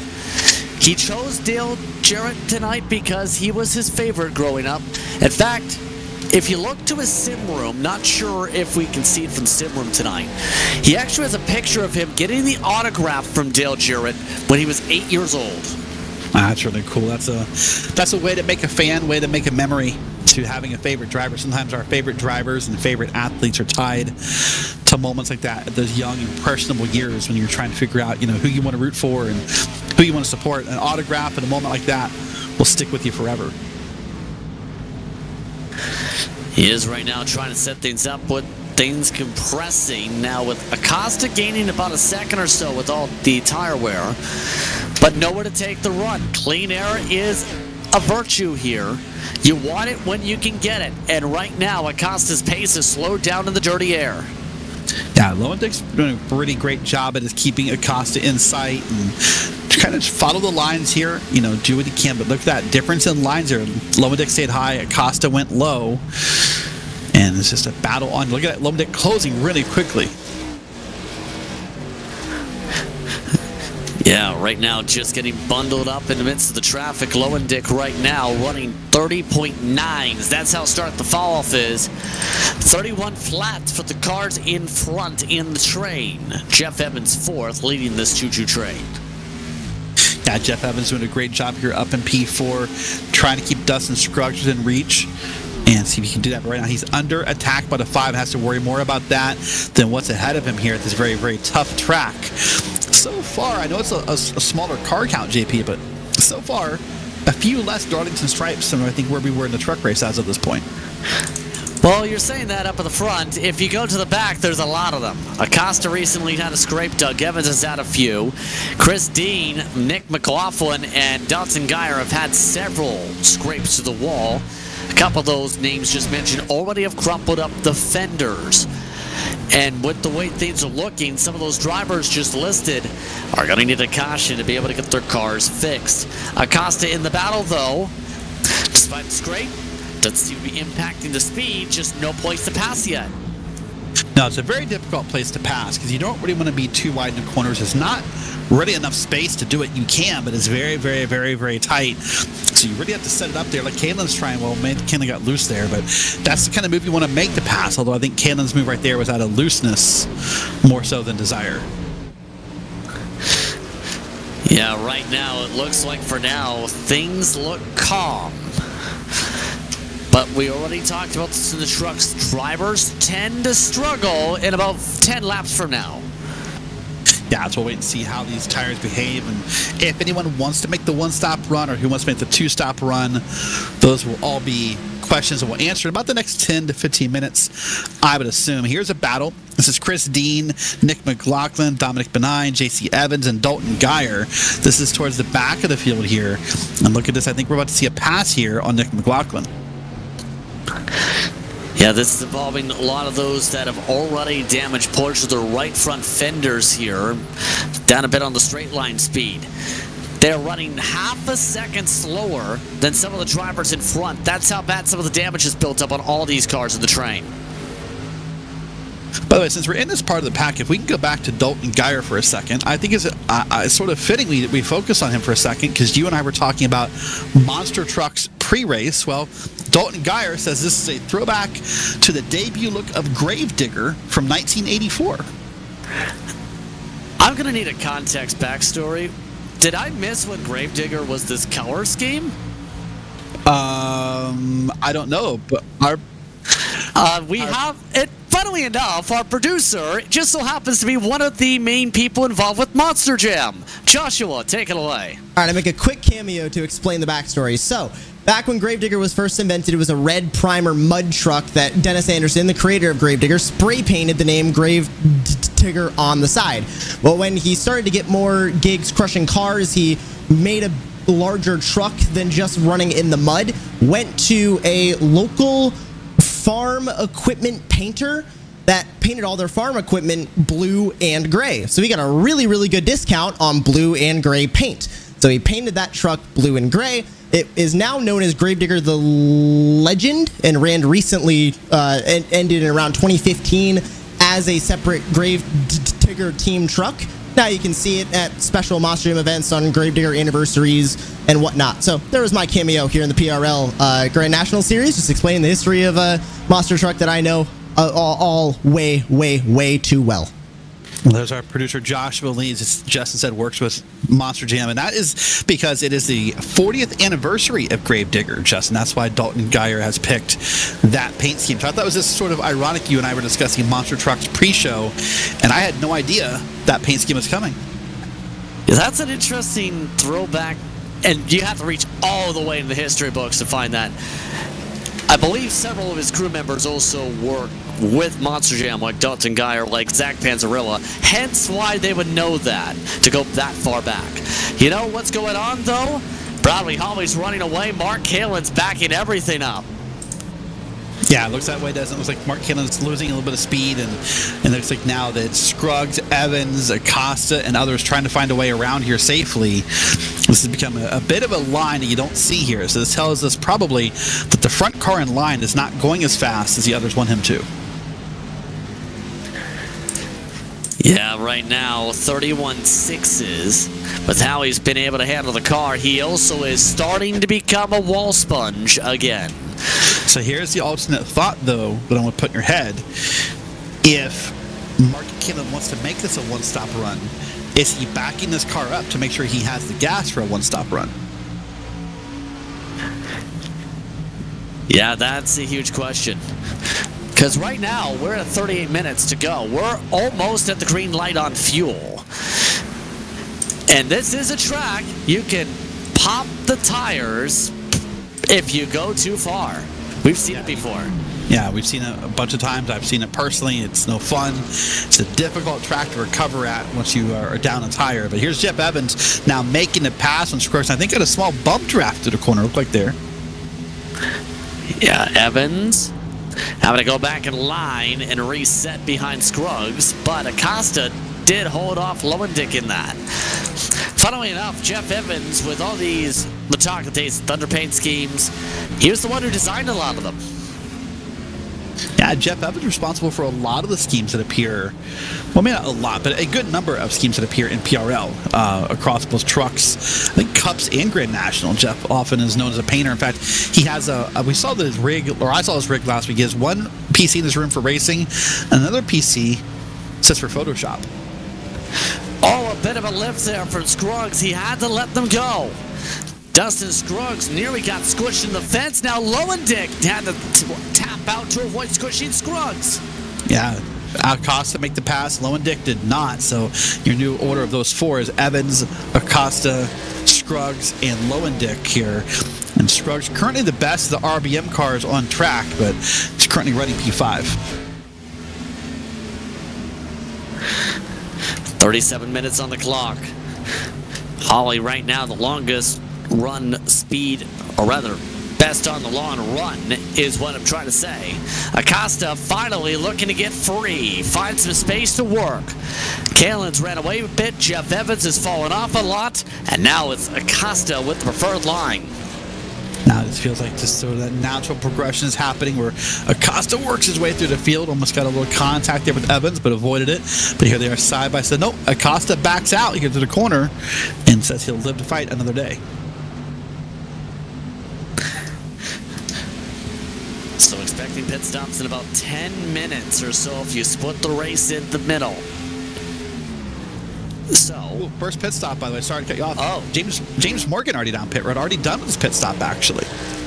So it's time to put on your team manager cap. Was that plan to pit that early? I think the only way it is planned. There was no damage. There was no big hit. You see the old classic Tommy DeRossi Eastport paint scheme. I'm glad we moved away from this paint scheme for the record. But I suspect James has now got to be on a two-stop strategy. Man, look at goodness. Look at that. New tires, James. Save him a little bit. Yeah, he's going to be very much on the defense at the end of this race.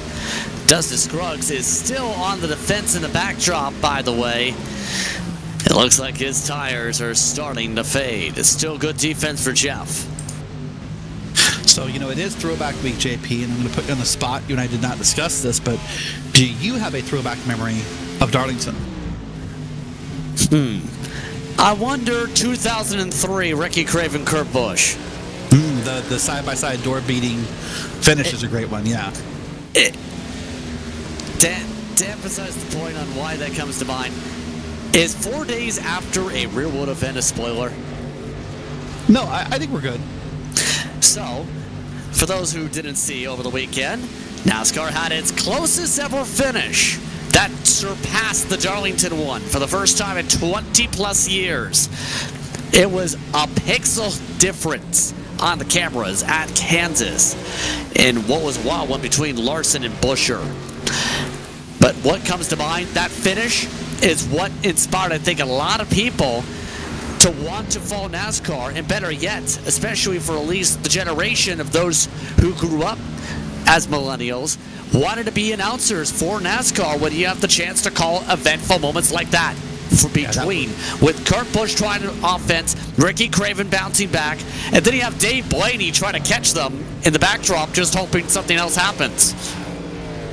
Yeah, and much like this weekend, you're right. It was a very big question mark when they crossed the line. I think a lot of people were unsure of who was going to win that race or who did win that race. So that's a great memory. That's a good one to come to mind. And I had not really put the comparison in my head to this weekend, but I can see how it relates. And it's opened up a debate. What finish was better, or what race was better? Darlington 2003 or Kansas 2024? I think there's a question. I think it's two separate questions about which finish is better or which race is better. The better finish was the Darlington 2003 finish. The race, I would probably pick the Kansas race. Yeah, it's been that type of a eventful time when it comes to this. So, what is your throwback memory? So this actually involves you, and I don't know that you'll remember this, but it stuck out in my mind. A long time ago, when you and I first met, we were teammates, and some teammates were watching a Darlington full-length NIS race one night, and we were all sort of practicing our quote-unquote play-by-play skills. And you, I think, were working on like college homework in the background, and finally you kind of stepped up and did it. And some of us had no idea that how good you were, or that this was your talent. And so this Darlington is the first track that I heard you call a race. Is it bad I don't remember that? Oh gosh, it's got to be at least 5+ years ago now. So it's even earlier, because I think that would be 2017ish. That was before I even started doing any race announcement. You had just started. I'll put a time frame in your head, and I won't go too deep into it. There was a truck race you called where everyone kind of piled in. Oh, that was a RaceSpot broadcast. Yes, that's Okay. 2019. So it was right around that time because you showed us that clip later that night. So that's your time reference. Yes, for those who don't remember, that was a race at Bristol, 16 entrants. Everybody crashed over the course of 2 laps at Bristol. It's it was a like race. turn 3 and 4, wasn't it? Yes, it's a race in RaceSpot infamy. Yeah. So that's my Darlington memory, is hearing you call a race for the first time, and you were kind of trying to get some of us engaged, and of course none of us were really ready to to answer the broadcast questions you were asking, but that's my memory, is that was the first time I heard Justin Prince call a race. We're at 30 minutes to go in this one. Bradley Hawley, Jeff Evans, Abner Acosta, your top 3. Kalen and Lowendick still at the top 5. Pit window for scheduled stops opening soon. We also just got the note from Joshua Lee. What is his throwback memory? A tropical storm during a visit to this track in 2016. Welcome to the southern United States, I guess. Yeah, very much welcome in. That's very possible to have random storms down in this area. We've seen it across multiple race weekends in real life, so we know it can happen. Well, on track, I guess the biggest change, JP, is we've been talking about memories of Darlington's got to be Jeff Evans up to P2. It's still about 4.5 seconds back off of Bradley Hawley. The heroes in the battle, this is Reespogue and Daniel Knight right here. This is 8th and 9th. But it's been a pretty calm race overall. Yeah, it's been kind of a calm night. Well, the trucks tried several times to have some loud bangs, but didn't have any cautions. It hasn't looked anything close to a caution potential here tonight so far. No, not really. The Danny Cervantes thing on lap 1 is the only time we've really even come close in my memory that we could say has been close to a yellow, and that cleaned this up pretty quickly here on this track. Well, we're about 30 minutes or less, about 29.5 minutes to go, and I believe so far the only pit stop is still James Morgan. Actually, Chris Dean is now 2 laps down, so it's possible he pitted at some point off camera. Yes, he did pit 4 laps ago. And it's going to take a lot of luck for Chris. Here's another And one. here we go. This is now scheduled stops for your leaders. Dustin Scruggs is in from 6th. This is something Scruggs has been waiting for, I'm sure, as he's been falling off into times and having a hard time holding on to the track. Well, when that happens, you are literally counting the seconds that feel like hours before your pit stop arrives. No issues for Scruggs on his pit entry. We've seen a couple speeding penalties in the trucks earlier tonight. Hoping not to see that build up. Daniel Knight, he's building up momentum for some passes all of a sudden. He's been very quiet tonight. And he's throwing back to win $1 Million Bill. Won the Winston Million Challenge. Evans is in the pit lane in the box, Jeff specifically. But for Daniel, he had a whole backstory about this because he grew up as a Bill Elliott fan. His dad was a huge fan, had diecast over, loved the paint schemes, and thought, you know what, let's throw back to when he won $1 million. Man, there's so many iconic moments, or at least a few that I can think of in my head throughout, throwback NASCAR. And here comes Reespogue down pit road, by the way, where that Brinks truck, following, after the race is over, just kind of dropping money out the back of it. When you think about throwback, that's a pretty cool NASCAR memory in and of itself. Yeah, this has been in general tonight, a very strong race for Bradley Holly, too, by the way. His lead's 5 seconds. In our news, Dustin Scruggs using the auto fuel yet again. He fueled all the way except for +1. Someday, drivers in the sim will learn that, you know, putting your fuel buttons as your text chat is not how that works. Yeah, maybe, right? So we'll see. But what you did see there, by the way, in a more serious note, is as you see Low and Dick down pit road, you saw the difference in tires, and Bradley Holly felt it. Now he's going to come down. He saw the difference right there when Scruggs got around him and just how fast that pass was. So here comes your race leader down pit road, Justin. Just past halfway as well on the clock. Again, we have trouble. Acosta's missed the pit entry. The 5 is hitting the wall, trying to get it back going. Well, that is, again, well below the race surface deemed by iRacing. Those white lines typically dictate what the race surface is. So while he'll have problems himself, it will probably not bring the yellow out for that incident alone. So that'll put Acosta way back through the field. For Bradley Holly, though, it went very much to plan, that pit entry. Acosta this time hand out the window for a second time. And he's doing it again! Acosta on the track this time, but no one around to bring the caution. Wow, that's to see it happen once is frustrating for a driver. To do it twice, that's got to be just infuriating to have it happen twice to you. That's going to cost him probably 2 laps in the grand scheme of things. Watch this. This is the second one. This is not a replay of the first one. Now that one he just spun it around it. That's up on the track. Luckily, no one was around there to trigger the yellow.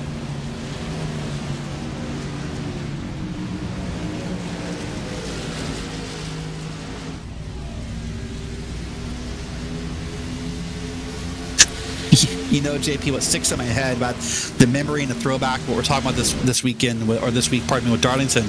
That memory I shared, here's a throwback. We used TeamSpeak back then. Still keep an eye on how things cycle as Bradley Holly holds on to the point. Jeff Evans, with his pit call, did close up a little bit. That's about a 1 second near difference. But, you know who's the net leader? James Morgan. Downside, it's only by about 6 seconds. That might not last. No, it's not going to last. What Morgan needs is for this run to last for a few more minutes and then yellow so that everyone pits with him. Because obviously right now we believe he's on the 2-stop strategy. He pitted way early, got his lap back due to the cycle. So that's the good news, is even if he doesn't maintain the lead, at least not the yellow comes out, he'll be on the lead lap. But yeah, this lead here is temporary.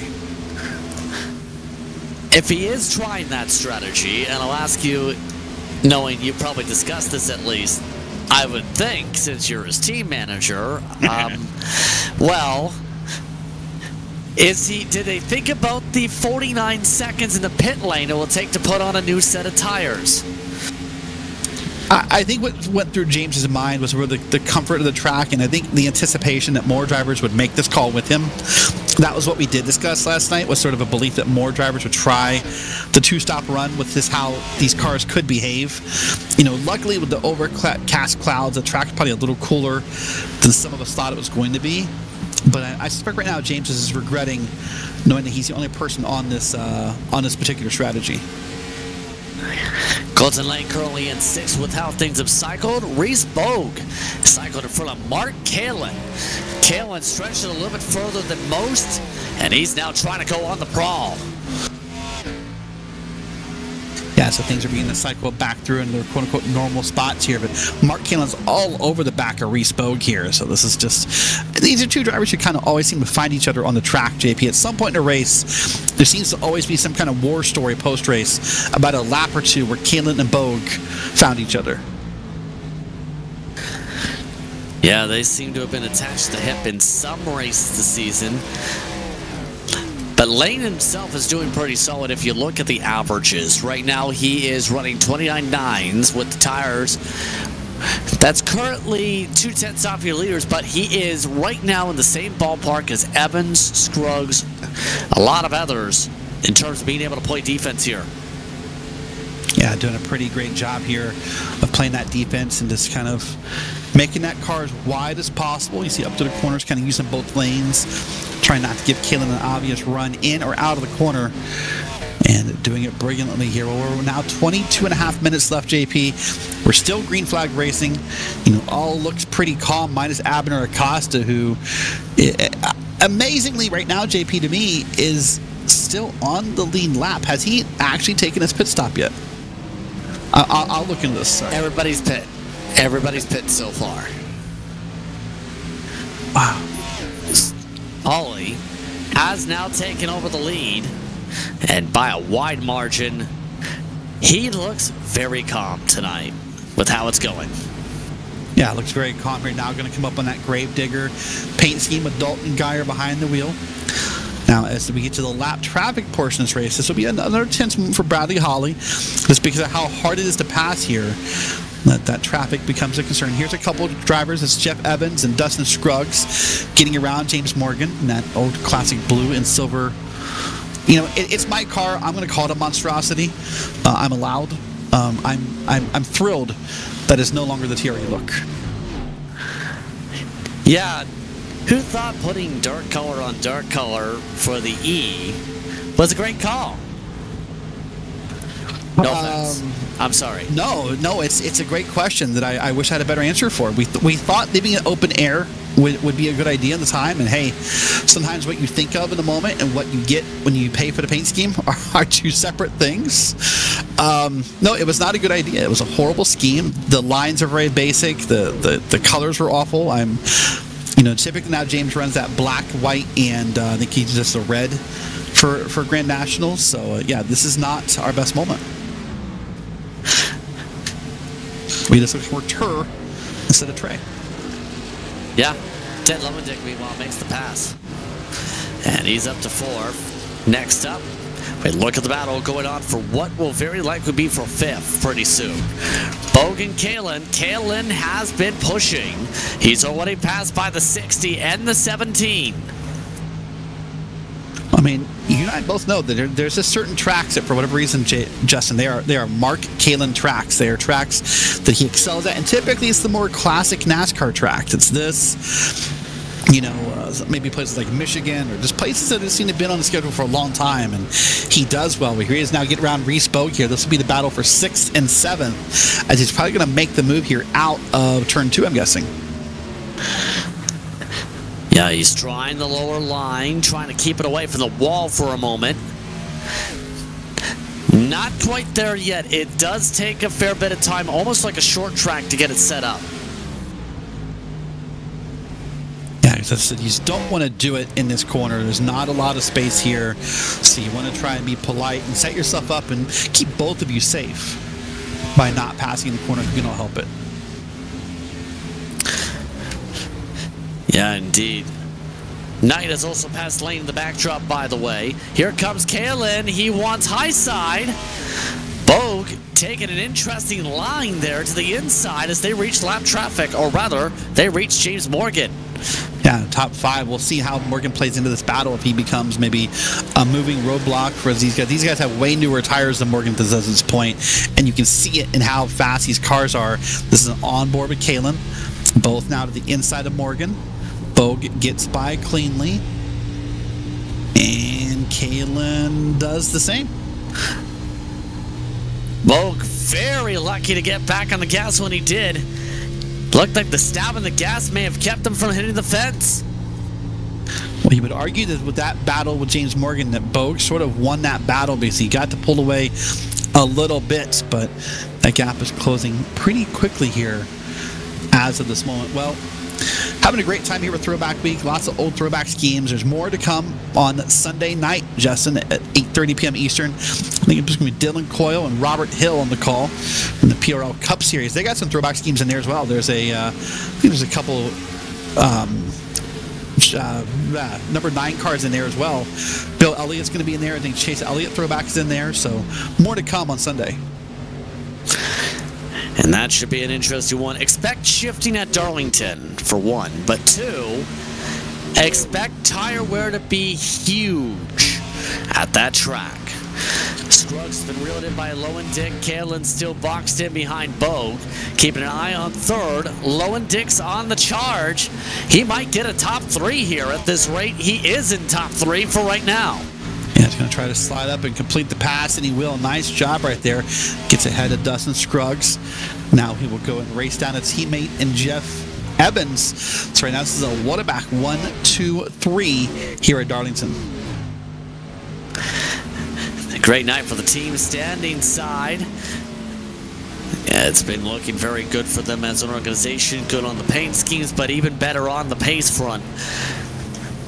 So RBM 4 and 5 as it looks like we do have a 2-stopper confirmed. Chris Dean is in. Yeah, as is Morgan. You can see it on the left side of your screen. So both of them now on that 2-stop strategy here. So unfortunately, not enough people doing that strategy to really make anything of it, I don't think. It's possible Morgan, even if he finishes on the lead lap without a caution here, we'll see. I don't know. Yeah, 17 minutes to work with. I don't think there's the time to get at least where they were before. No, it's going to be a rough night here. So those guys are definitely hoping a yellow flies somewhere and kind of levels the field off a little bit here. Because I would suspect that if a yellow comes out, the whole field would pit, and that would put Morgan, Dean, Geyer, and others in the wave around spots. Those curious about those on the lead lap here, you have Dominic began currently at the tail end of it for the time being. We're right now on the same track as the truck race in terms of those who are being pushed up the lead lap and those who are staying on it. You know who's pushing? Adam Zemke. He is looking for 8th. He's right where he started, still in 9th. That's going to run down Colton Lane here in that number 60 machine, and looking both of them swing it way high through the corner. It's something we've not maybe seen all night. A lot of drivers have been maybe right in the middle or very gently up the hill, but both those guys really kind of swung it up there and tried to get it. You know what I'm surprised by, JP, from a driving standpoint, and I know you've talked about it in the past, are you surprised that no one is trying to kind of double diamond this corner? Or these corners, I should say? Well, I'm not fully surprised because it takes the right amount of prestige, but also it takes a lot of skill in terms of the setup, in terms of the corner. To answer your question in terms of tire wear, I'm not fully surprised because a lot more people are trying to wrap the top or wrap the bottom. You see right there with Lang. He's trying to wrap the bottom, play the defensive line. Zemke is doing a diamond on the exit, but not so much entry and exit these days, because that's a good way to put yourself in the wall. Yeah, it is. I mean, just a difference in how I think Darlington races nowadays from what I remember in the past. So for those who don't know, maybe you're not familiar with iRacing and you have some family in the race or friends in the race, and Justin's probably the better one to explain this, but basically, typically as a driver, you want to get your car down towards the apex of the corner and start to let it drift back out when the car begins to kind of roll on its own. A double diamond means you're going to get down in the beginning of the corner, let the car drift up, and sort of repeat that same process on the exit of the corner. For some drivers, that can provide them more grip and more speed through the corners, right? Right. And, of course, it's also a balancing act in terms of what lines you run. And some lines, remember, depending on the track, you might think, oh, I want to run a different line. It can actually destroy your right front tire if you run the wall in some tracks. It's inverse at tracks like Darlington, though, where you run the bottom, it destroys the right front. Yeah, I said, I think during the truck race, the emphasis is to run the top here. The skill involved, we'll come back to that in a second, is Lowendick's going to make a pass here. Looks like pretty easily on Jeff Evans, got right under him. And now, 3 and 4, Evans has to run off the top. Evans able to use that run up top side, though, defensively. Able to play defense for now. Down to under 14 minutes on the clock. About 25 to go at the stripe is the estimate. So, Ted looks to line it up. The defensive line is still that outside line corner exit. Yeah, the momentum you carry out of that corner seems to be pretty massive right now. And how you do it. And of course, the danger, as I started to say, of running up top is you get too close to that wall and you scrub it. And you cost yourself a lot of spots, a lot of speed. Here's a pass, by the way. This is going to be back here a little deeper in the field. This is a 60 machine of Colton Lane trying to get around Adam Zimke, backed out of it. And we'll wait to try it another time. This is the battle for 5th and 6th. No, sorry, this is a battle for 8th and 9th on the screen there. Yeah, that's a lot of I got tricked by the text there. Text is hard. It's for 8th position now, by the way. Well, as our producer says, he got tricked by his brain and gaslit himself. Well, he's still caught up in the whole Monster Jam conversation earlier. He got to nerd out for a few minutes. He's still all stoked about it. Imagine if a Monster Jam truck just randomly showed up in this race and beat everybody. Like the drivers on iRacing who like to take the, not exactly the same, but they take the Pro 2s and the Pro 4s around the ovals. I mean, yeah. Yeah. Yeah, to say the least, yeah. Yeah. But it doesn't happen. I've seen it. It's scary but fun. So, it's interesting to mention that because you know how the first Southern 500 got won here? Well, by putting on tires made essentially for lawn routes. I believe it was truck tires, but on the car where they never had to take tires and won the race. Isn't it weird to think of the technology and the evolution of racing and a little bit more how it's sort of lack of rules, maybe more creativity, if you will, led to some pretty creative decisions in a lot of older racing, you know, at Darlington and many other tracks for that matter. But of course now we've sort of regulated some of that stuff and come together here. Man, Lowendick is still trying to work on Jeff Evans, trying to find a different line, trying to find something to do here. And with about 10 and a half minutes left, he knows the time is running out. Yeah, right now it doesn't look like he's got what he needs to get there. Unless there's a caution flag, and that doesn't seem like that's in the cards. With 10 minutes to go. But less than 20 laps to work with. Well, what does seem in the cards right now is a very clear, obvious picture that Bradley Holly will walk out of here as of this moment with a pretty sizable points lead. I mean, right now, Abner Acosta is back in P11. Richard Regan Jr. is not racing tonight. Dustin Scruggs is back in P5. Holly has led the most laps. He's almost every lap. So I would think Holly will have a very successful night here and taking the points lead. Yeah, correct me wrong. I believe it would be back to back. It's touched upon here. It's kind of the run that Bradley also needed, especially knowing no 56 car in the field, 15-point deficit, back-to-back zeros for Regan Jr. You build the buffer now against Acosta with Abner Acosta right now, well, down in the field in 11th. Yeah, Acosta had the unfortunate marker of missing his pit road entry twice, so that'll put him well down the field. And luckily for him, only 11th. With all due respect, I thought that would at least cost him a lap, but he somehow kept it on the lead lap despite having those two mishaps. So, in a way, congrats to him for doing that. Although the reason for the cause is unfortunate. There's the 11 in the wall, by the way. That was Dustin Scruggs, and now he's going to get passed here by Colton Lane, Mark Kalin, James Morgan is back in there, and a couple others maybe. Side by side again. And into the wall goes the 11. Dustin Scruggs too high up, and he gets passed by several different cars from that mistake.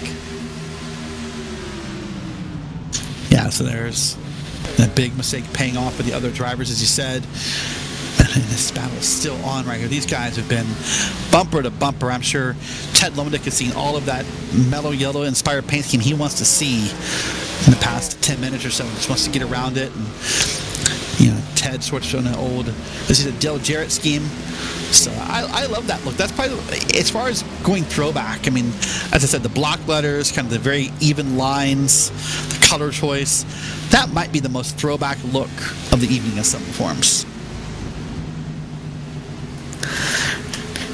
Yeah, especially with how well that car, well, did in the box office, the 51, but also how well at times that paint scheme in the chase did well in the Grand National Series in real life. Lap traffic ahead, by the way. Dominic Begin is right now trying to sort out where to run here with these cars. Yeah, so a lot of times if you are somewhere where you are in Dominic's spot, you really just kind of want to pull down here on the straightaway and kind of let people by when they get to you. You don't want to do it early. There's no point in giving up something, but when they get there, just let them by in the straightaway. Don't fight it in the corners. That can lead to a lot of mishaps, a lot of yellow flags, a lot of trouble here. But JP, we're really on the precipice of 2 back-to-back green flag races. Dustin Scruggs, by the way, has just parked it and has crashed his car into pit road. He was struggling to close the race and said, you know what? What are points? Why have them? Yeah, last week Dustin told me after the race he was just short on fuel, got frustrated by the car. I don't know if that's going to be the case tonight or just having a hard time, but Dustin, one point I believe up in P2 in points, will be way, way, way out of it now after parking the car early for a second week in a row. 6.5 minutes to go. Looks like the 66 going inside per the radio comms, and it's quickly and moving efficiently there. So Jeff Evans looks like he is going to try that double diamond you were talking about at least. Can't get the second part of the diamond down. Lowendick having a slow roll it on the bottom. Yeah, luckily for Evans, Lowendick wasn't able to capitalize on the miss on the second side of that, because if Lowendick could have maybe got high and stayed high, maybe he would have made that work here. So now this is going to be a battle here for on screen. This is 4th and 5th. This is Reese Bogue, Daniel Knight, and that's James Morgan ahead of them, who is a lap down on the field. So Morgan's trying to make something happen here. He's trying to get back in the lead lap and trying to race hard. I said I don't think he's going to make it there. He's still about 10 seconds from Bradley Holly with only about 5 minutes to go. Here comes the move now on the 4. This is Daniel Knight looking for P4, having to back off the lawn, and fresher tires right behind Chris Dean.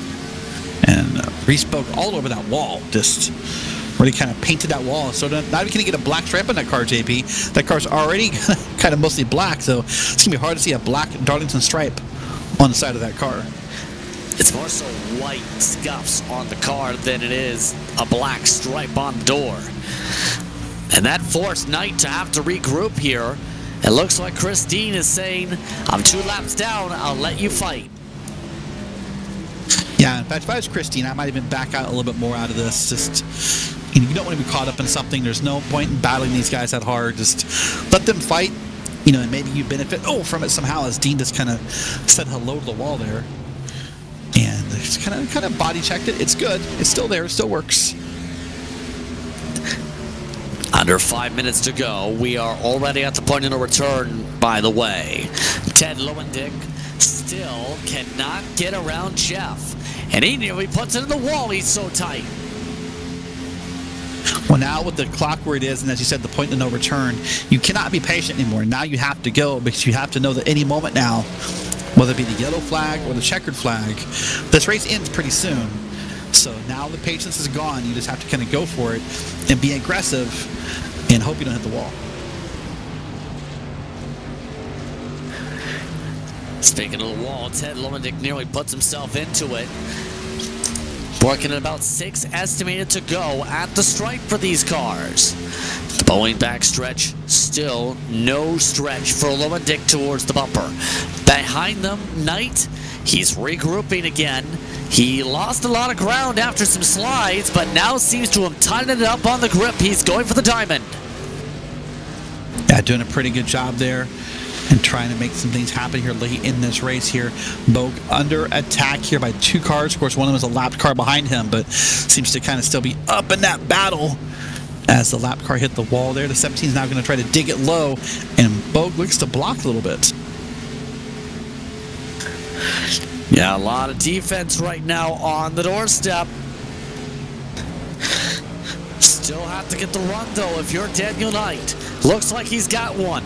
And he's too loose on corner exit. Forced to reset. Yeah, kind of dealing with the aerodynamics of both the car in front of him and the car behind him. Both playing a little bit of trickery with how that car feels here. Of course, these tires are now still wearing off again because most drivers elected right around the halfway mark to come down pit road. So the way they felt right before they pitted is the way they feel right now. Bogue is also getting massively loose. He was like that before the pit stops. He's like that especially now. Under 5 estimated to go. We've ran more than 100 laps at Darlington. No runs for Knight. He seems to be faster in the first half of the track, not the second. Well, unfortunately for him, this is just, as I said 100 times, it's hard to pass here. It's hard to get around someone. So your options are to check up or run him over. And Daniel Knight is doing the classic, the nice, the polite thing, and not running over the 4 car. Of note, by the way, Abner Acosta's found some late run pace, has gotten up to 9th, passing Colton Lane on the racetrack. But under 3 minutes to work with. Bogue still has lap traffic on the side of the pylon to work around. Dominic Piquet moving out of the way. Doesn't look like that's going to hurt him. In fact, Bogue still keeps a 1 car length cushion. Yeah, that could have been really bad had Dominic maybe moved a little bit later and kind of checked Bogue up, but not the case here. So probably working either 2 or 3 laps to go, depending upon where Bradley Holly is here on the track. And just there he is. Yeah, he has been lights out knockout speed here tonight. Bradley Holly with 1 minute on the clock. Still expect him to work around 1 more time after this. So 2 estimated laps to go from Darlington. As you said, 1 last week and looks to be in the catbird seat to do it again this week here. Back-to-back weeks. 1 last week at Kansas. Now wants to make it 2 weeks in a row here at the track. Too tough to tame. Bradley Holly talked about this last time out. He likes tracks like this. Well, tonight he's going to really love this performance. He didn't overdrive the tires. He drove them to perfection. White flag is out. Final timer up for Darlington as Holly looks to try and get his 2nd win of the season. Here we go. We're set back around 1 more time. Holly well in control. We're 5 seconds over Jeff Evans. That 184 machine here. Look at that. There's the gap back. Can't even see them in the camera shot here. That Dalton guy was going to try to dive it for a second, but backed off of it and decided he was good. Here we go. Checker flag waving. Bradley Holly goes back to back. He wins at Darlington. You know, Justin, I called the last performance dominance by Patrick Cowgill. Bradley Holly may have just rewritten the definition about an hour later. He looks for leave more than anything else. How about that for the team, though? A 1-2-3 for Whataback again.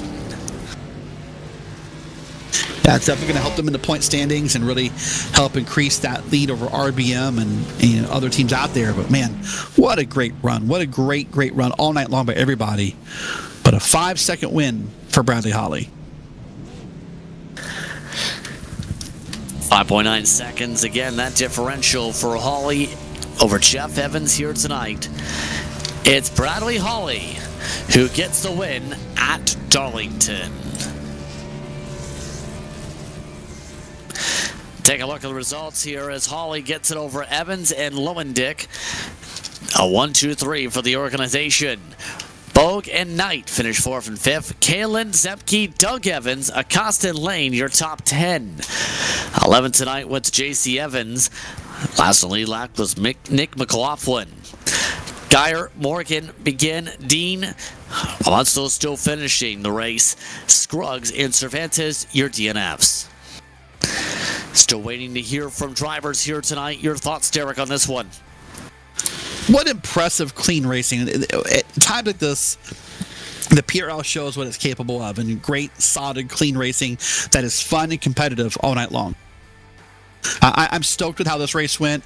I'm stoked with all the throwbacks. This community embraces each other in both the ideas, the community aspect. The PRL is this top-notch talent all night long. So still waiting to hear from the drivers here tonight after a green flag filled night here at Darlington. Both the trucks and the Grand National cars did not have really any attrition. They both kept it clean. Hey, real quick, not breaking news from James Morgan to send me a message. Two-tire strategy was not the right call. Yeah, that's an obvious answer to that. That's why I said not breaking news, right? Yeah, just not breaking news at all. He sent me a message, and we'll talk about it later. But I mean, I think he and I are both surprised. If you said what's my takeaway, that's my other takeaway, is how few people opted for the two-tire stop. I think nowadays most drivers have found that way to make a one-tire stop work in the Grand National cars. Looks like we've now had the opportunity to bring Bradley Hawley into the booth here. Bradley, back-to-back wins. How does it feel? Feels pretty good. It's Darlington, so I was wondering to see what was going to happen on the start and see if we were going to have a caution. But given how this track was, there was a better chance of us going green today. It definitely went green today, but how was it managing the tires? I heard a sigh on that question. Let's just say that the track today was definitely hard on tires. I'm looking at my tire wear now. I flopped it from the first run to the second run, and basically from the start there was no grip, and just managing. I think you had to manage the tire temperatures to keep the car under control. With that being said here, with Regan Jr. not able to make tonight's race, this basically means you're the points leader, and you build a big cushion over Acosta, who is net second, technically. Your thoughts heading into a road course race, though, next week?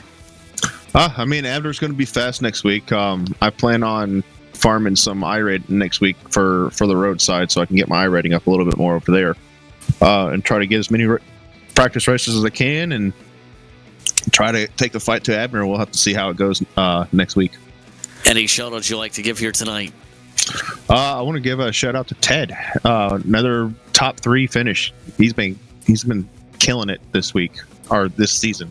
And same for Jeff and everybody else in the PRL. And thank you guys for broadcasting us week in and week out. Once again, that's Bradley Hawley, your winner tonight here from Darlington. Very happy, Bradley, indeed. Second spot tonight, the paint scheme designer for a lot of those Days of Thunder schemes, Jeff Evans, is in the booth. He's with Derek. Well, Jeff, what a great run tonight. What a very long green flag run it was. But P2 at Darlington, that's a success. Yeah, I would say so. I don't think I had a scratch on the car either, which I feel like is pretty rare. Certainly the first time for me racing here all these years, so I'll take that. Are you surprised that it went green the whole way? Not really. I feel like even when we do have spins here, just with the way that iRacing is with throwing the yellow flags, it takes a lot to get a caution thrown, just because there's not a lot of racing service necessarily to block. So we've had a lot of race go green here, so I was coming into it expecting it. Well, I got either good news or bad news, depending upon your point of view. We're going to go back-to-back weeks with no cautions because we're at a road course next week. So, what's your outlook on that? I'm looking forward to it. Going to be doing a lot of practice for the 24-hour Nürburgring next week too. So, going to be getting a lot of road course work in, but should be a lot of fun. Road America's a lot of fun with these cars. Yeah, at least it's nice to be at a road course. It feels like people know, so maybe a little bit of advantage there for you. Yeah, for sure. All right, well, listen, great job tonight in P2, and hopefully we'll see you next week. Sounds good. Thanks, guys. All right, that's Jeff Evans finishing P2. Third spot tonight went the way of Ted Lowendick. Ted, you end up finishing top 3 again. Your teammates already talking about how they were impressed by your speed here tonight. What are your thoughts on the top 3? Pretty good. I don't know. I wasn't ready for that question, obviously. Congrats to Brad on the win. Jeff on the P2. Thanks to Jeff for making all the paints for all of us. We did a really good job. I was born in 91, grew up in the 90s, and seeing all the early 90s paint schemes was pretty cool.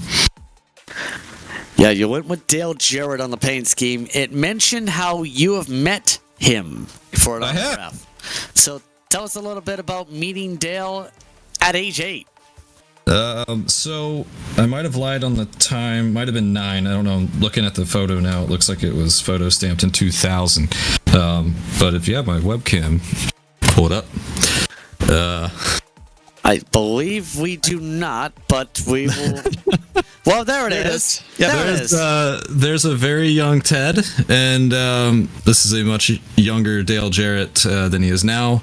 But yeah, he was in Columbus, Ohio for for some form of convention, and we made the hour and a half-ish drive up from home one day. Mom pulled me out of school early, and we got there. The line was ridiculously long. We thought we weren't going to get there, and as when you're 9, you're starting to throw a tantrum that you might not meet him, and then we look up, and my friend from school had left an hour before us. Her and her parents were actually way ahead. They were going to make it in, and so my mom asked the people, like, hey, can my son go up and hang out with them? And they said, yeah, you can let your son go, but we're not going to let you go through. And so she went over and got in position to grab some photos. I've still got the hat. It doesn't fit, but yeah, it was a pretty cool thing. And when you're a kid and you get to meet your favorite driver, it's always a fun time. Now, the next time out, a possible good track for you. It's a road course. Your thoughts on going road course racing?